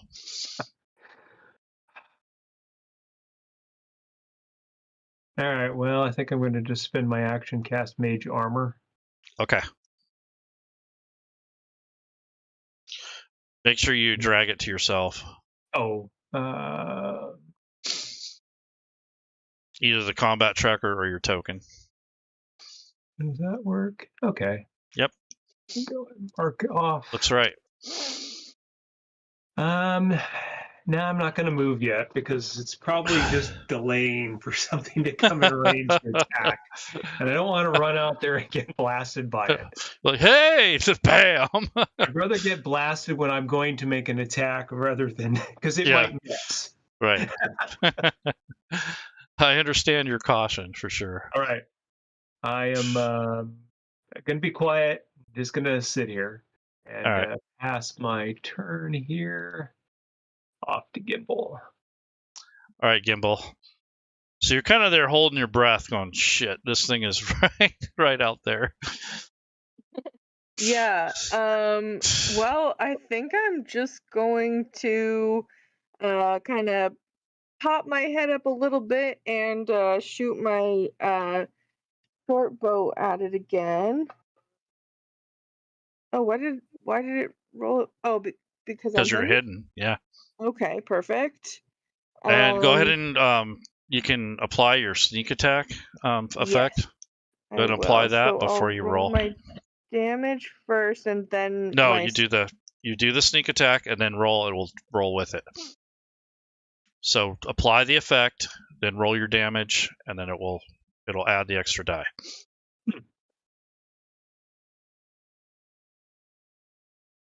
There you go. Cool. Nice. And then I'm just gonna pop back down and hide again. So you notice a black kind of purplish flash as it penetrates and hits the hooded lantern thing, and it just goes like it just like zaps it. Nice. Okay. And then there's my. All right. And that's it. I'm just gonna stay put where I am. Okay.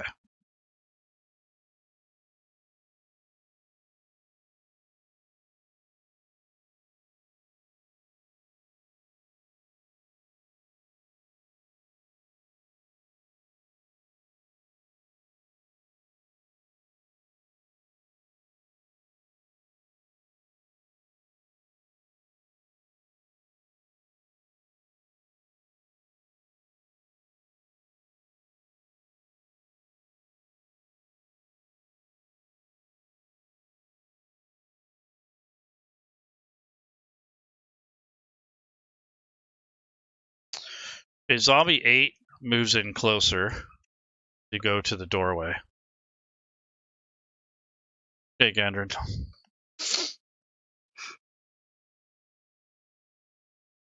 Melee range? Just about. Well, then I'll take a swing at it. You'll have to move up and then. Why is it trying to target me here? Well, if I have to move up, then I'll just switch to the crossbow and shoot it since the damage is the same. Yeah. Zombie 8.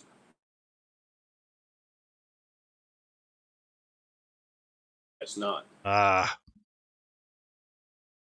Back to the Warhammer then. He'll get here eventually. Yeah.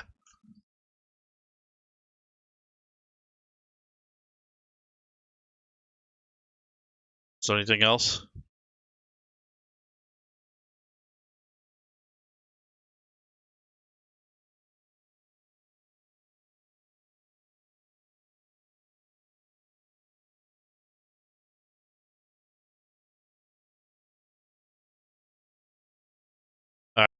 So he moved through a threatened square outside the door. Sort of, yeah. I mean, there's a door shut to the north of him, and then there's a door to the south. Right, but the square outside the door would have been the first square I could have attacked him in. Yes. So would I get an attack of opportunity? No, because you already attacked. Okay. Yep.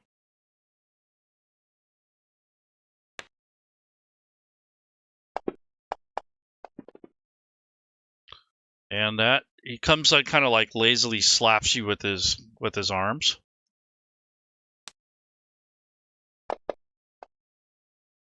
and doesn't really do a whole lot of damage, just kind of a stinging slap.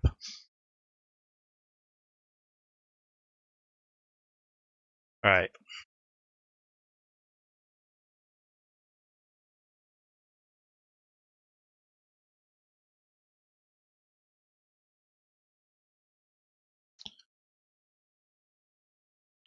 So this hooded lantern is moving towards the entryway where it kind of hears and sees the commotion going on. Okay, Rolf. Okay, I'm gonna great axe to zombie 2.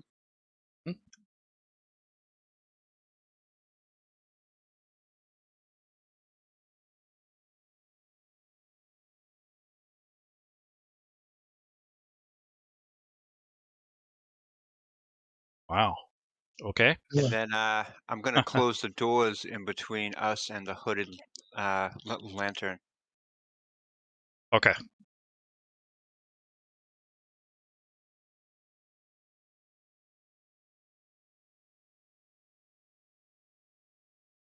You're like, I don't think so, buddy. Then I'm gonna move back to where I was. Okay. All right. Braylon is going to move out to here, at least initially, so he can see something. Aha! He will blast that thing with a firebolt. Okay. Ah! Oh, so that bolt goes flying and it just kind of goes right past him and hits that beam next to him on the other side of him and causes a spark. And then he'll move back up the stairway. You're like, oop, here I am.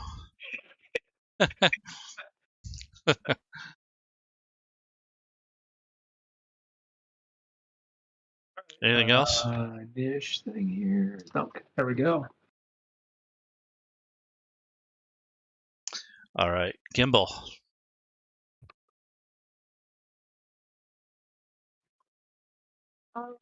Okay, so I'm basically just gonna do the same thing again. Mm-hmm. Stick with what works. Yep. So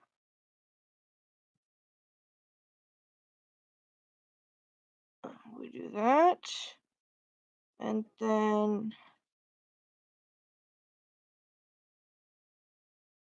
that. Ouch.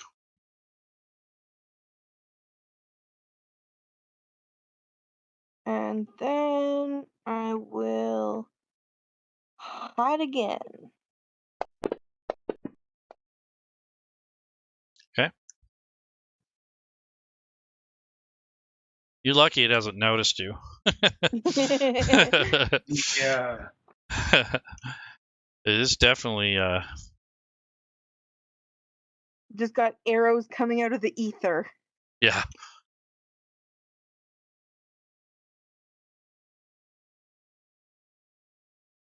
So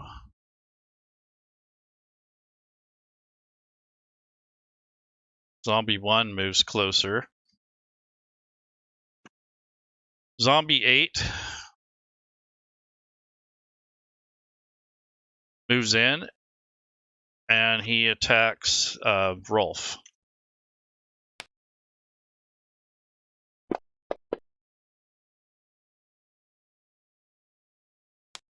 So he does like this two-armed like body slap.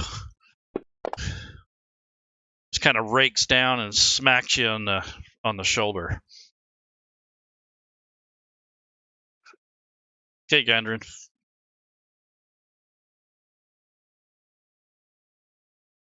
Gonna be right there. Zombie 8, there he is. Come on. Drag and drop. All right. So you just want thumped to him. run away? Fine, I'll hit the back of the head. Just thumped him with the hammer. The thump. but I'm still holding position. Yep. All right. So this guy.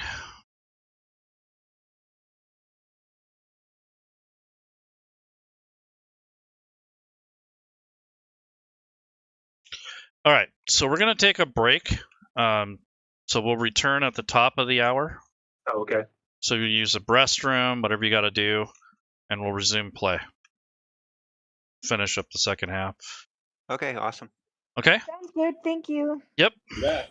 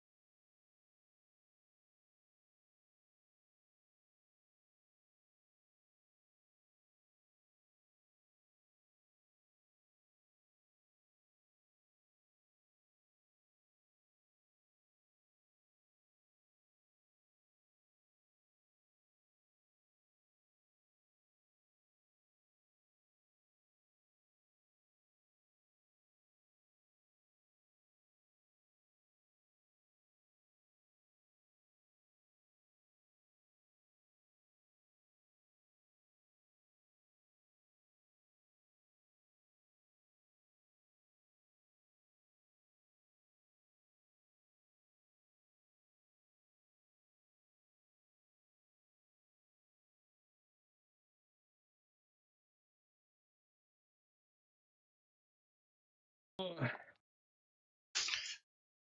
would. Let me just look here. I mean, Shocking Grasp I like, but there might be one other one here that's. Mage Hand. There's Ray of Yeah, I already Frost. used his Firebolt Mage Hand already. Okay. I think Shocking Grasp because it gives you a magical attack, close combat as close combat. Which, I mean, it's got a dagger, but it's not really good with it. Yeah. Yeah, you're better off with Shocking Grasp. Yeah.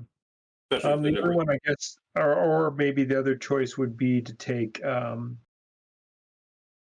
Oh, that was Mom's. Minor Illusion of because it was a free sandwich that came with players it. Play, you and can that's eat that actually hold fairly over. effective, especially if they're There's casting that it special ahead, bag. you know, for any sort of stuff that might be next to a door that could draw attacks.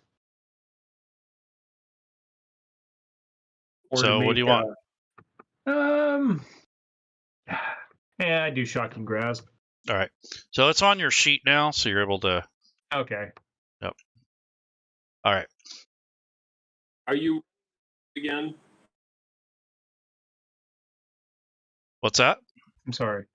I said, are you going to be running this round again? What do you mean by that? Like playing with some other players?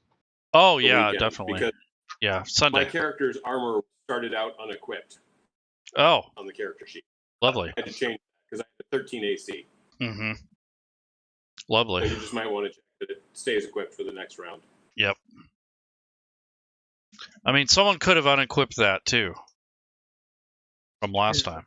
Doesn't look like my AC has changed on the character sheet with the mage armor.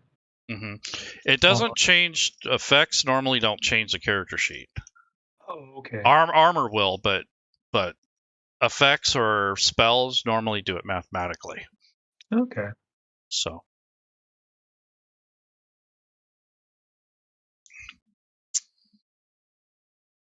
All right. So we're getting started again, top of the round. We are round 6. We are in the cathedral. The Hooded Lantern Archon is going in this round. It comes up to the doorway and kind of just stops there. And I think it's just going to be looking around, looking for targets. It doesn't notice Gimbal that we know of. Okay. And I think it's going to make another sweep. But it's going to head south because of all the commotion that was going on.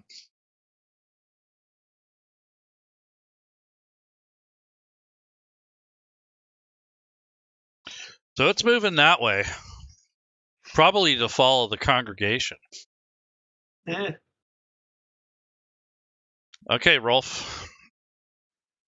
Okay, I'm going to do the Great Axe into Zombie 8.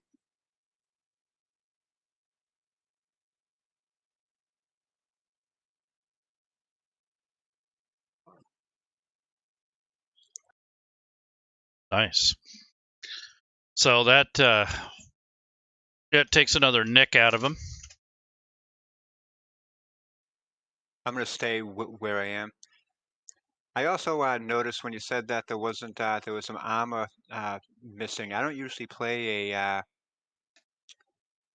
barbarian, but my armor class is only 13. I noticed he doesn't have any armor on his inventory at all. Yep. And it's because he has the unarmed defense type thing. Okay. I believe. What's happened there? So some barbarians don't. I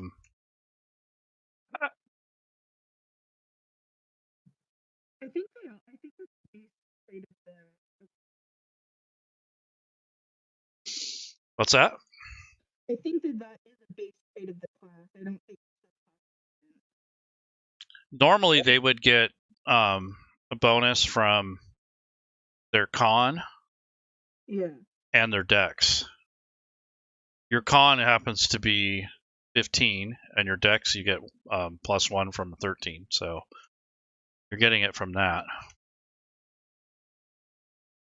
Right. So Braylon will step out again.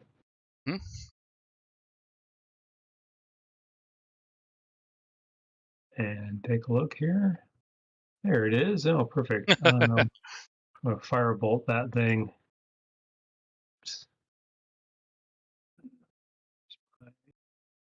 There it is.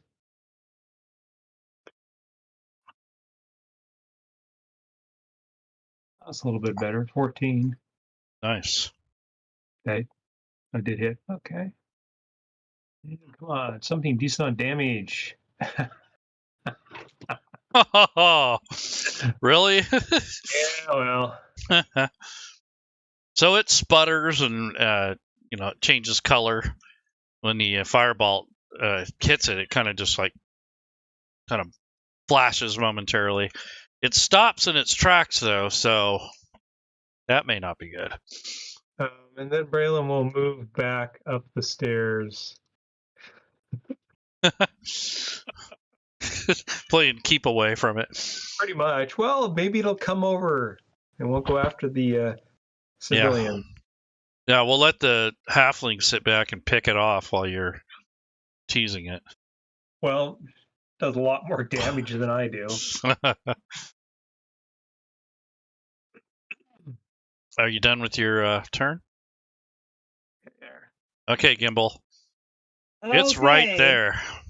It is indeed right there. It's too close to give me disadvantage, is it? No. Okay, perfect. Should be okay. Sorry, my clock is going off in the background. Really? With advantage? Yep. Oh no! That sucks. That does indeed suck. So you can move, you can do your hiding, whatever you want to try to do. You got its attention now. That's the thing. I don't want it going down into that basement, so I'm not going to get Okay. over to here, maybe.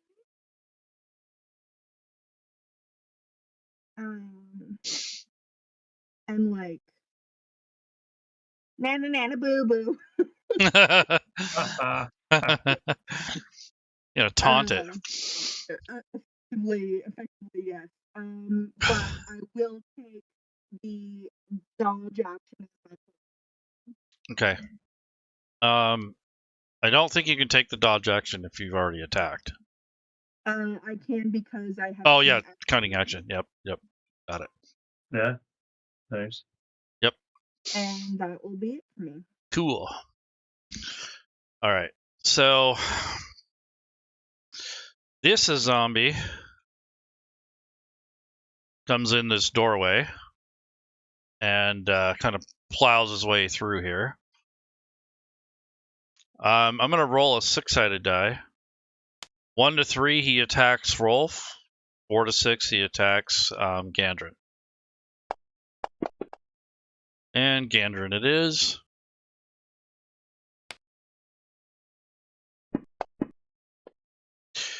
So he rears up to try to smack you again. You're like, oh no. You probably bring your shield up in time and kind of knock kind of block his flailing arms. Oh yeah, that's what they're for. I highly recommend them. He says, licking across.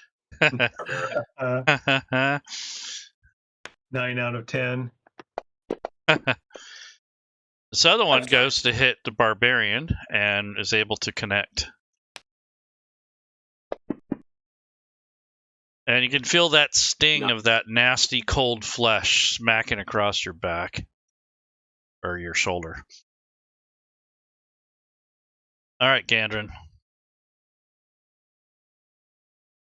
Keep concentrating on the wounded one. I'm going to go after number 8.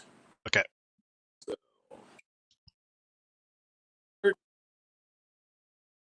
All right. Smack him. Yes. That hurt. So you probably knocked off part of his collarbone. But he came down with that Well, warhammer. Not Bam! and that'll be it for me. Okay.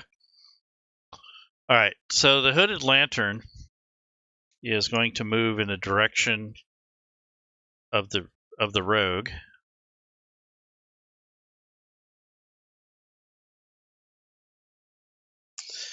And it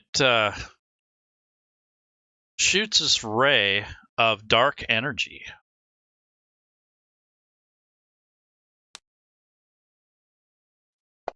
Fun. But you were kind of nimble enough to kind of like move your body, like contort it so that ray didn't touch you. Yes. It tries to zap you again. This time, though, it anticipated your dodge. Did it have disadvantage though? No, It I don't know should. if you put it on there or not. Oh, I guess I didn't click the button. I just said it. Oh, okay. I've clicked it now. Let's try it again then. Do-over. Yeah, it missed. So it tried, got close, but you were able to kind of move aside. That was lucky. Okay, Rolf. Okay, I'm going to rage as a bonus action. Mm-hmm. And then I'm going to target Zombie 8 with my Great Axe. All right. Try to finish him. Ooh. That should do it. Hopefully. Don't roll a 1. Of course, but you still got him. Still got him. Yeah. So that thing goes down in a pile, like a heap. Just shatters. Okay, Braylum. Out again. Let's take a look. Where are we now? Okay. Let's move just a little bit more so we don't have that pew providing cover, and blast it with a bolt of fire.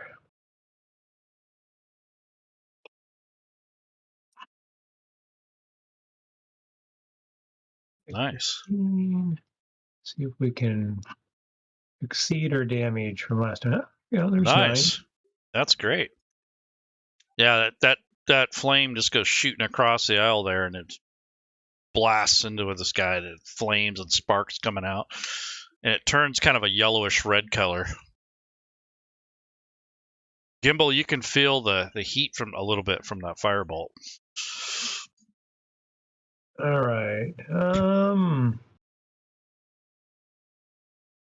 Feeling a little braver that there's someone else out here with me.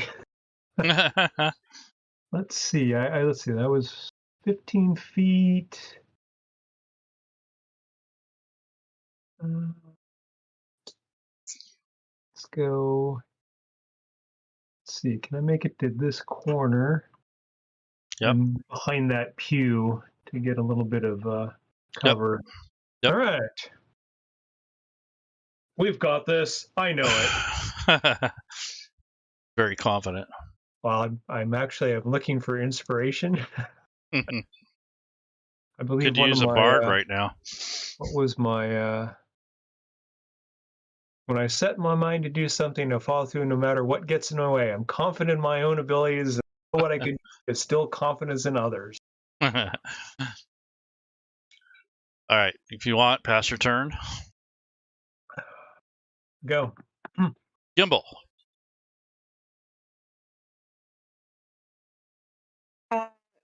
Gimbal, you know what? Sing it with me one more time.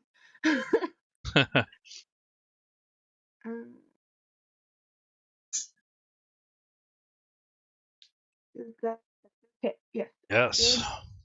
But I would not have sneak attack this time. Correct.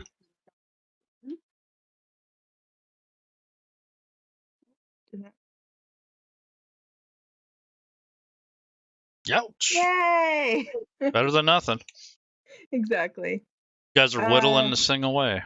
Yeah, it is tough. Mm-hmm. It is. It's taking a lot of And damage. I'm gonna just do I want to? I'm gonna dodge again. Okay. Alrighty. And that's it. All right. So the zombie rears up, takes its arms and flails forward and misses by a mile. Hey, Gandrum. You know, it's the shield. Not that I'm going to taunt the barbarian anymore. He looks like it's getting him angry. Alrighty, well, with number 8 down, we'll focus on number 1 now. Alrighty.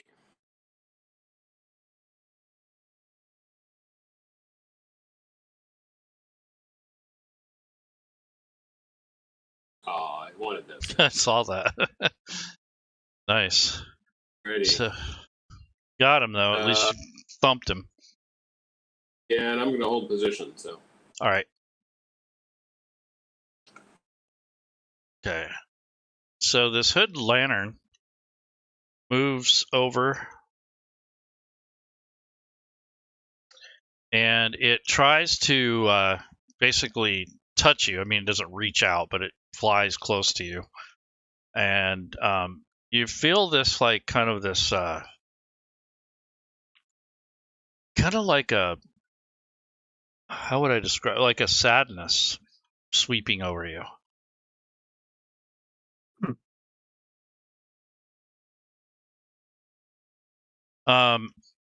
And with that, you succumb to this kind of this sorrow, and you feel as if you're kind of like frozen with sorrow and sadness. So you are now effectively paralyzed with sadness.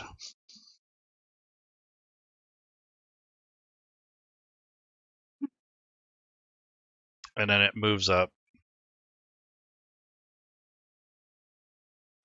Oh, wait, sorry, that was on me? Yeah. Yeah. Sorry, I missed that. Yep. Yeah, that's not a fright thing, though, is it? Because I have the brave. No, it's not. It's paralyzation. So. Okay. It's not fright or fear or anything like that. Okay. It's a wisdom save, so you failed it. So. Okay. Yep. Okay, Rolf. Great axe to zombie 1. All right.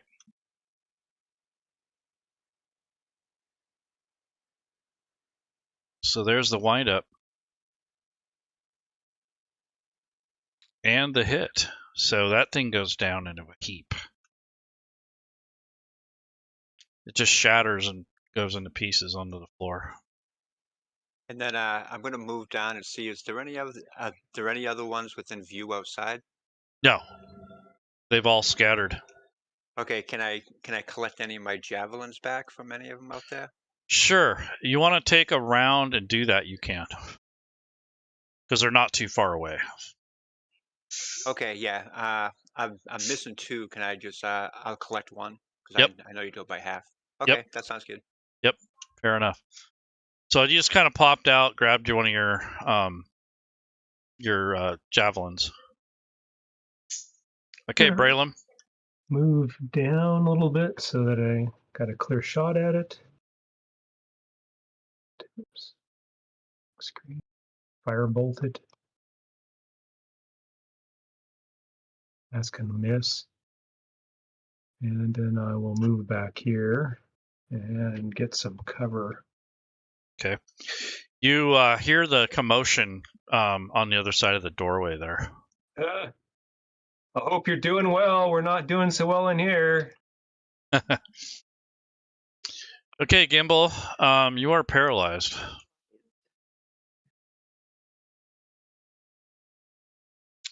Gandrin.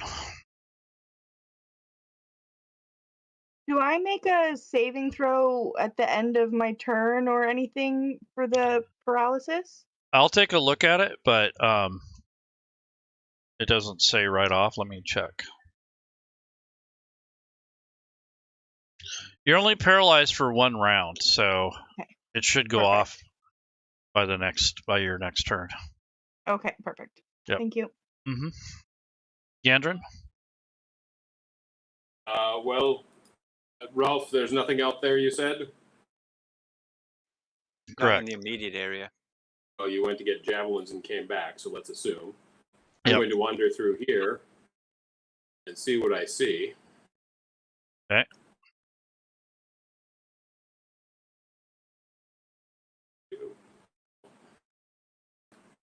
I haven't been in this room for a while. What was it doing? All right. Oh, that looks like a thing. Mm-hmm. I'm going to finish my movement over here Okay. and draw my crossbow. Can I take a shot still while I'm behind cover? Yep. Alrighty. Second while I change windows.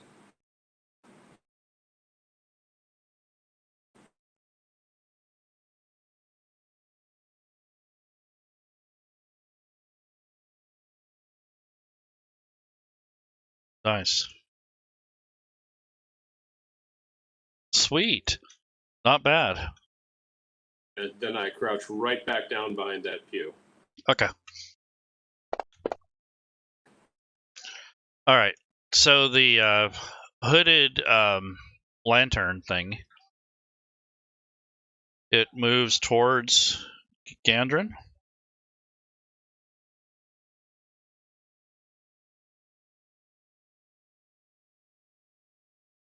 And it tries to zap you with its ray.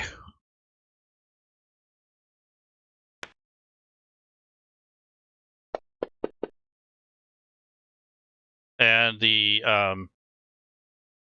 fact that you were ducked behind there helped. And then I'm going to roll again.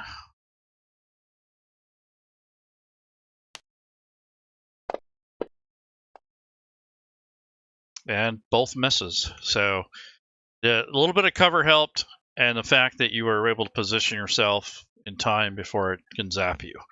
So you're able to avoid those deadly dark rays that come out of it. Okay, Rolf. So you can see partially this Archon in the doorway. You have view. I'm going to head up to right outside right next to it on the left and attack with my great axe. Okay.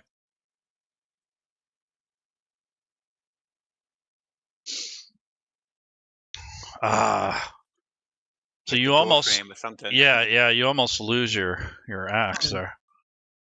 So with that, you can either recover your axe or switch weapons. So you can spend the rest of your turn, recovering the axe. Yeah, I'll recover the axe. You didn't really throw it, but you almost dropped it. The door frame got you. Probably swung and it hit your hands on the door frame. That would hurt.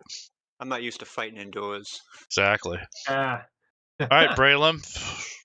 Let's see.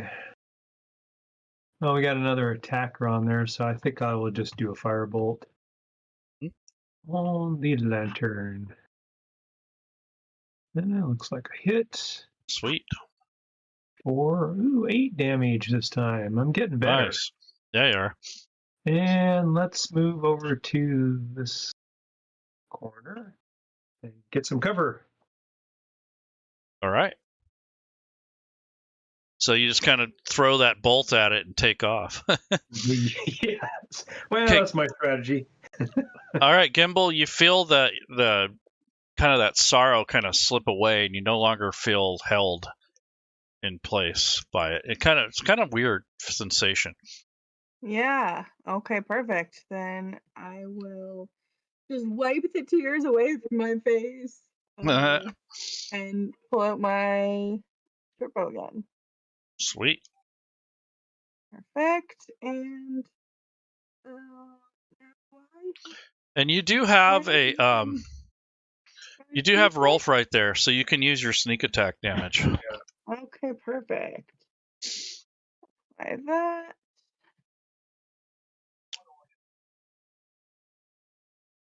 Wow. So you took Ooh, it out. It just winks nice. out of existence right after you hit it. Wow. Good job. Perfect. So it goes out in a poof of smoke and powder, and then it just kind of dissipates. Rolf gives you a big smile from the doorway. Thumbs up. Gimbal gives like a confused thumbs up and is like, "What was that thing?" And then since this area is basically clear, I guess I'll go start moving to join the others at the front. Okay. Yeah. 15. Can we take a and- rest? I need to recover some points. We could do a short rest. Two notes. Yeah. One, there are several zombies who fled from my lord, but that doesn't mean they're not still out there. But True. two, we should check on the villagers. We should.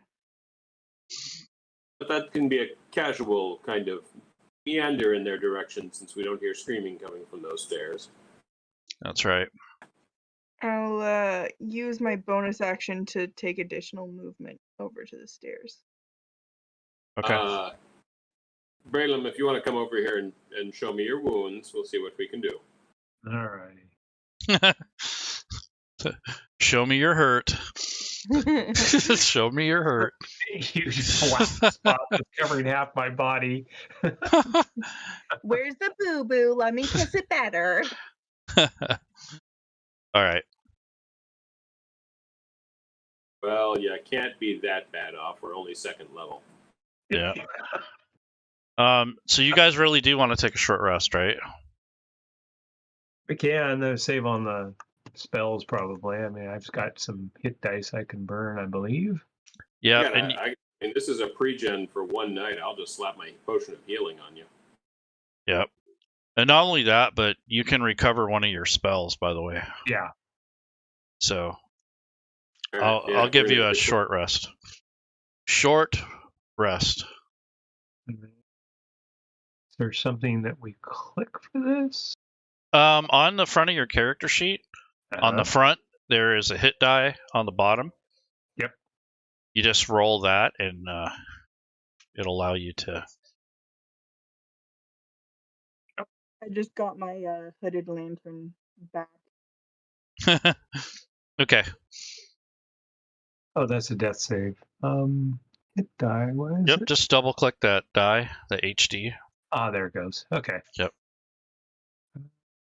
That's pretty good. Yeah. So. All right. And spell back. Yeah, just uncheck one of the slots. And Yeah. I know it was the arcane recovery. Is that on here?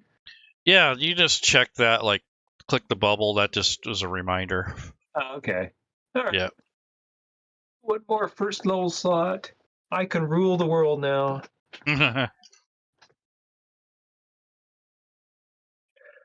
All right. Let's go check on I assume the villagers are okay.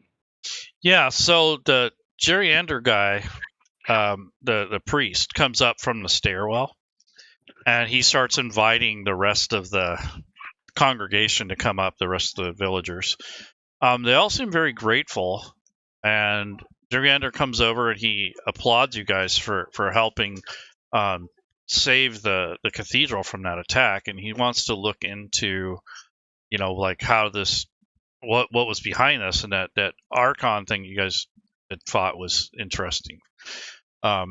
He wasn't sure what happened, but in regards to, like, he doesn't know what that thing was, but he was afraid that if that has occurred, that it might happen again, and that the vigil had been essentially interrupted for a reason, probably. So he wants to make sure that ritual gets off tonight, regardless of what just happened. And he'd like you guys. What's that? Does he seem legitimately like unaware? Like legitimately doesn't know what that was? Yeah, he's never seen anything like it. Okay. Yeah, he feels like this is something new to him. Okay. The zombies, he is concerned about that because they are essentially hunters that have been missing for a while. So that's not good. So he's wondering what caused that. Half a dozen of them are still out there. Yeah, and so they're going to send out a group of adventurers to track down the rest of those undead. And there's a group of adventurers that were kind of more localized to this area. Mm-hmm. They're not in town right now, so unfortunately they weren't here to help. But they will call upon them to help. They'll summon them to come over and help you guys if you guys are interested in protecting the town for the time being, at least until they return. They're an adventuring group that was formed probably about a year before you guys got there. These are also just kind of out of character or out of game. These are pre-gens that were offered if you didn't have characters, so you can run these NPCs or you can run them as players. Mm-hmm. They were designed so that if you didn't have time to create characters, you can use them. The only thing is, when I was preparing for this one shot, is they were all first level, and then on top of that, they weren't as detailed and they weren't as fleshed out, but they were. The lore and kind of how they fit into the village is kind of fleshed out. But so I just decided to use my own characters, and I made them second level, so you guys would have a little bit more time to be upright instead of a TPK. Because this battle was really difficult for a first level group. Oh yeah, definitely. So this isn't a module I'd recommend to run for a new group. I mean, not anyone new to the hobby or to Fantasy Grounds or even a DM. I wouldn't recommend it because there's a lot of little things that you got to do to kind of make it work, and it's not really designed to be a one shot. So that's kind of what we're dealing with here as far as the adventure goes. There's a lot of ad lib here that we had to kind of do to make things happen. Otherwise, we'd still be role playing in the village.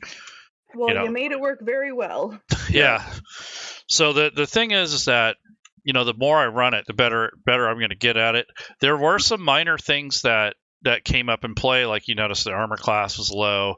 One person didn't have their armor class on. You're missing a spell. I mean, there's little things like that kind of make the experience kind of messed up, but not too bad. I mean, it wasn't game breaking, but the clunkiness. I don't know what it's like for a Mac user to use this because I've never used a Mac. So that is something that's come up. I've seen in the forums for Fantasy Grounds. So even though it's native for Mac, there's other shortcuts and such, but not having that middle mouse button or those sort of things might be difficult to use. Well, it also doesn't register if you control click something. It activates right click, except it doesn't in this. Okay. All right. That's a software problem. Mm-hmm. The other thing is, go ahead. Not working. Oh, okay. Interesting. Well, it's good to know because to help a lot of people use the platform, and it's good to know these things because there's people that come in occasionally that have Macs that kind of get frustrated because of this sort of thing.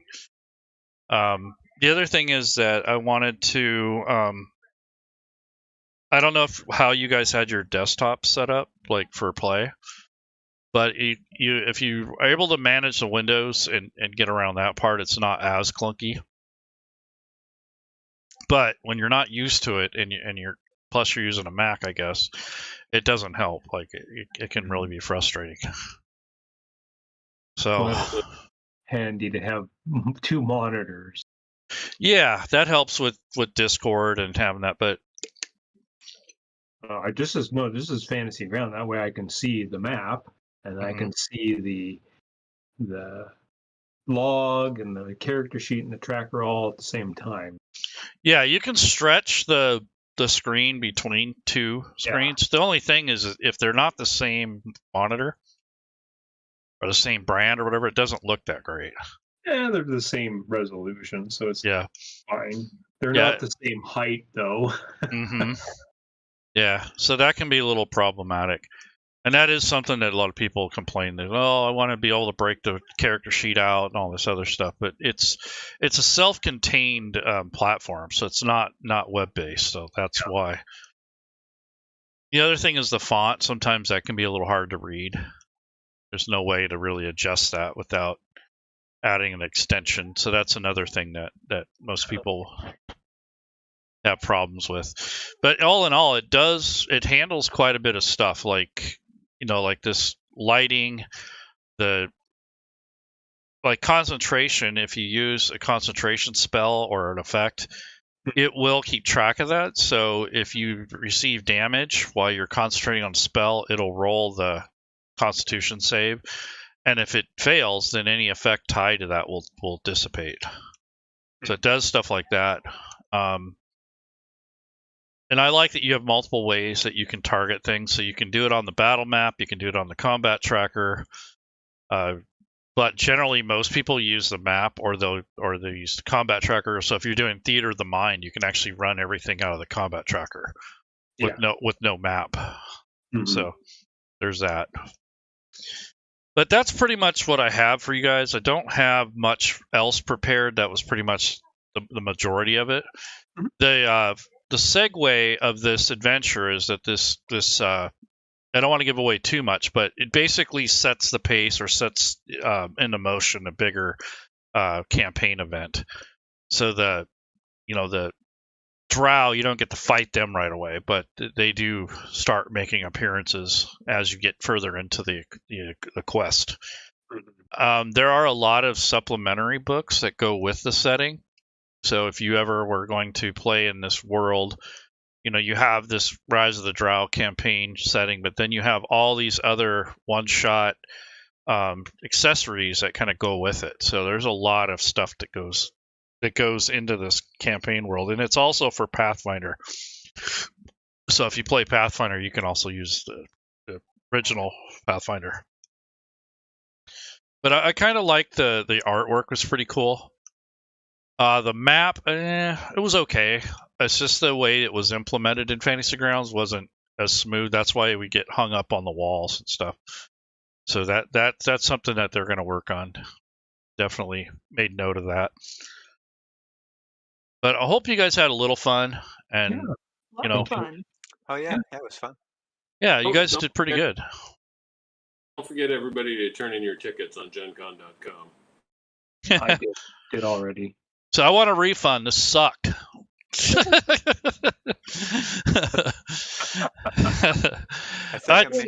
think I'm in your game again on Sunday. Oh, cool. I was signed up for both. Yeah. All right. There's this. I've already done that once this convention. Yeah. So I don't know if you guys noticed, but I had this tabletop safety toolkit thing. So on the right-hand side, there's like 3 shields. And that's supposed to be like if you don't like what's going on, you can send a message. It's anonymous, so like that's something that's not inherently part of Fantasy Grounds. It's an extension, but there are a couple different variations of it. So if you're playing in a public thing like this, it's a good idea to have that, even though I forgot to tell you guys about it. But if someone's acting weird or creepy or stupid or something, you can always flag people for that. That's good. Yep. So there's really that. Good. Yep. And then there's also, you guys can use this resource, the Fantasy Grounds Academy, whenever you need anything with Fantasy Grounds. So if you want to keep playing or you want to learn more or run your own stuff, that's what we do in this community. Is we generally spend most of our time helping people learn the platform. We don't run a lot of games. We do have one-shots occasionally, but it's mostly like classes for game masters, and we do workshops. And like we just had a guy from Ben Looms from Sirenscape for our Founders Day weekend last weekend, and we did a big thing. We had the Token Maker Symposium, then we had the RPG Audio Symposium. Doug Davison, the owner, stopped by Saturday. Friday, I did a Fantasy Grounds Fridays episode, and then we did at Sunday we did All Things Fantasy Grounds show, which is kind of like a variety show where we talk about stuff that's related to Fantasy Grounds or products thereof. So we did quite a bit here. We've been going for about 5 years, and I want to say that the best thing that I've gotten out of this is that I get to meet a lot of really talented people. So it isn't just, the game. I get to meet all you guys. I get to meet people that are professional that, that know what they're doing outside of Fantasy Grounds. So, that's been really nice. Yeah, I have found that everyone in the academy is really helpful. I've taken probably 10 classes there, from Castles and Crusades to Pathfinder to maps to just with everything. And you can always ask anyone a question. Everyone's really helpful. Yeah, so even if you don't hang out here very much, you have this resource, and it's helpful if you're going to use Fantasy Grounds more than once. Cool. So anything else, guys, before we call it?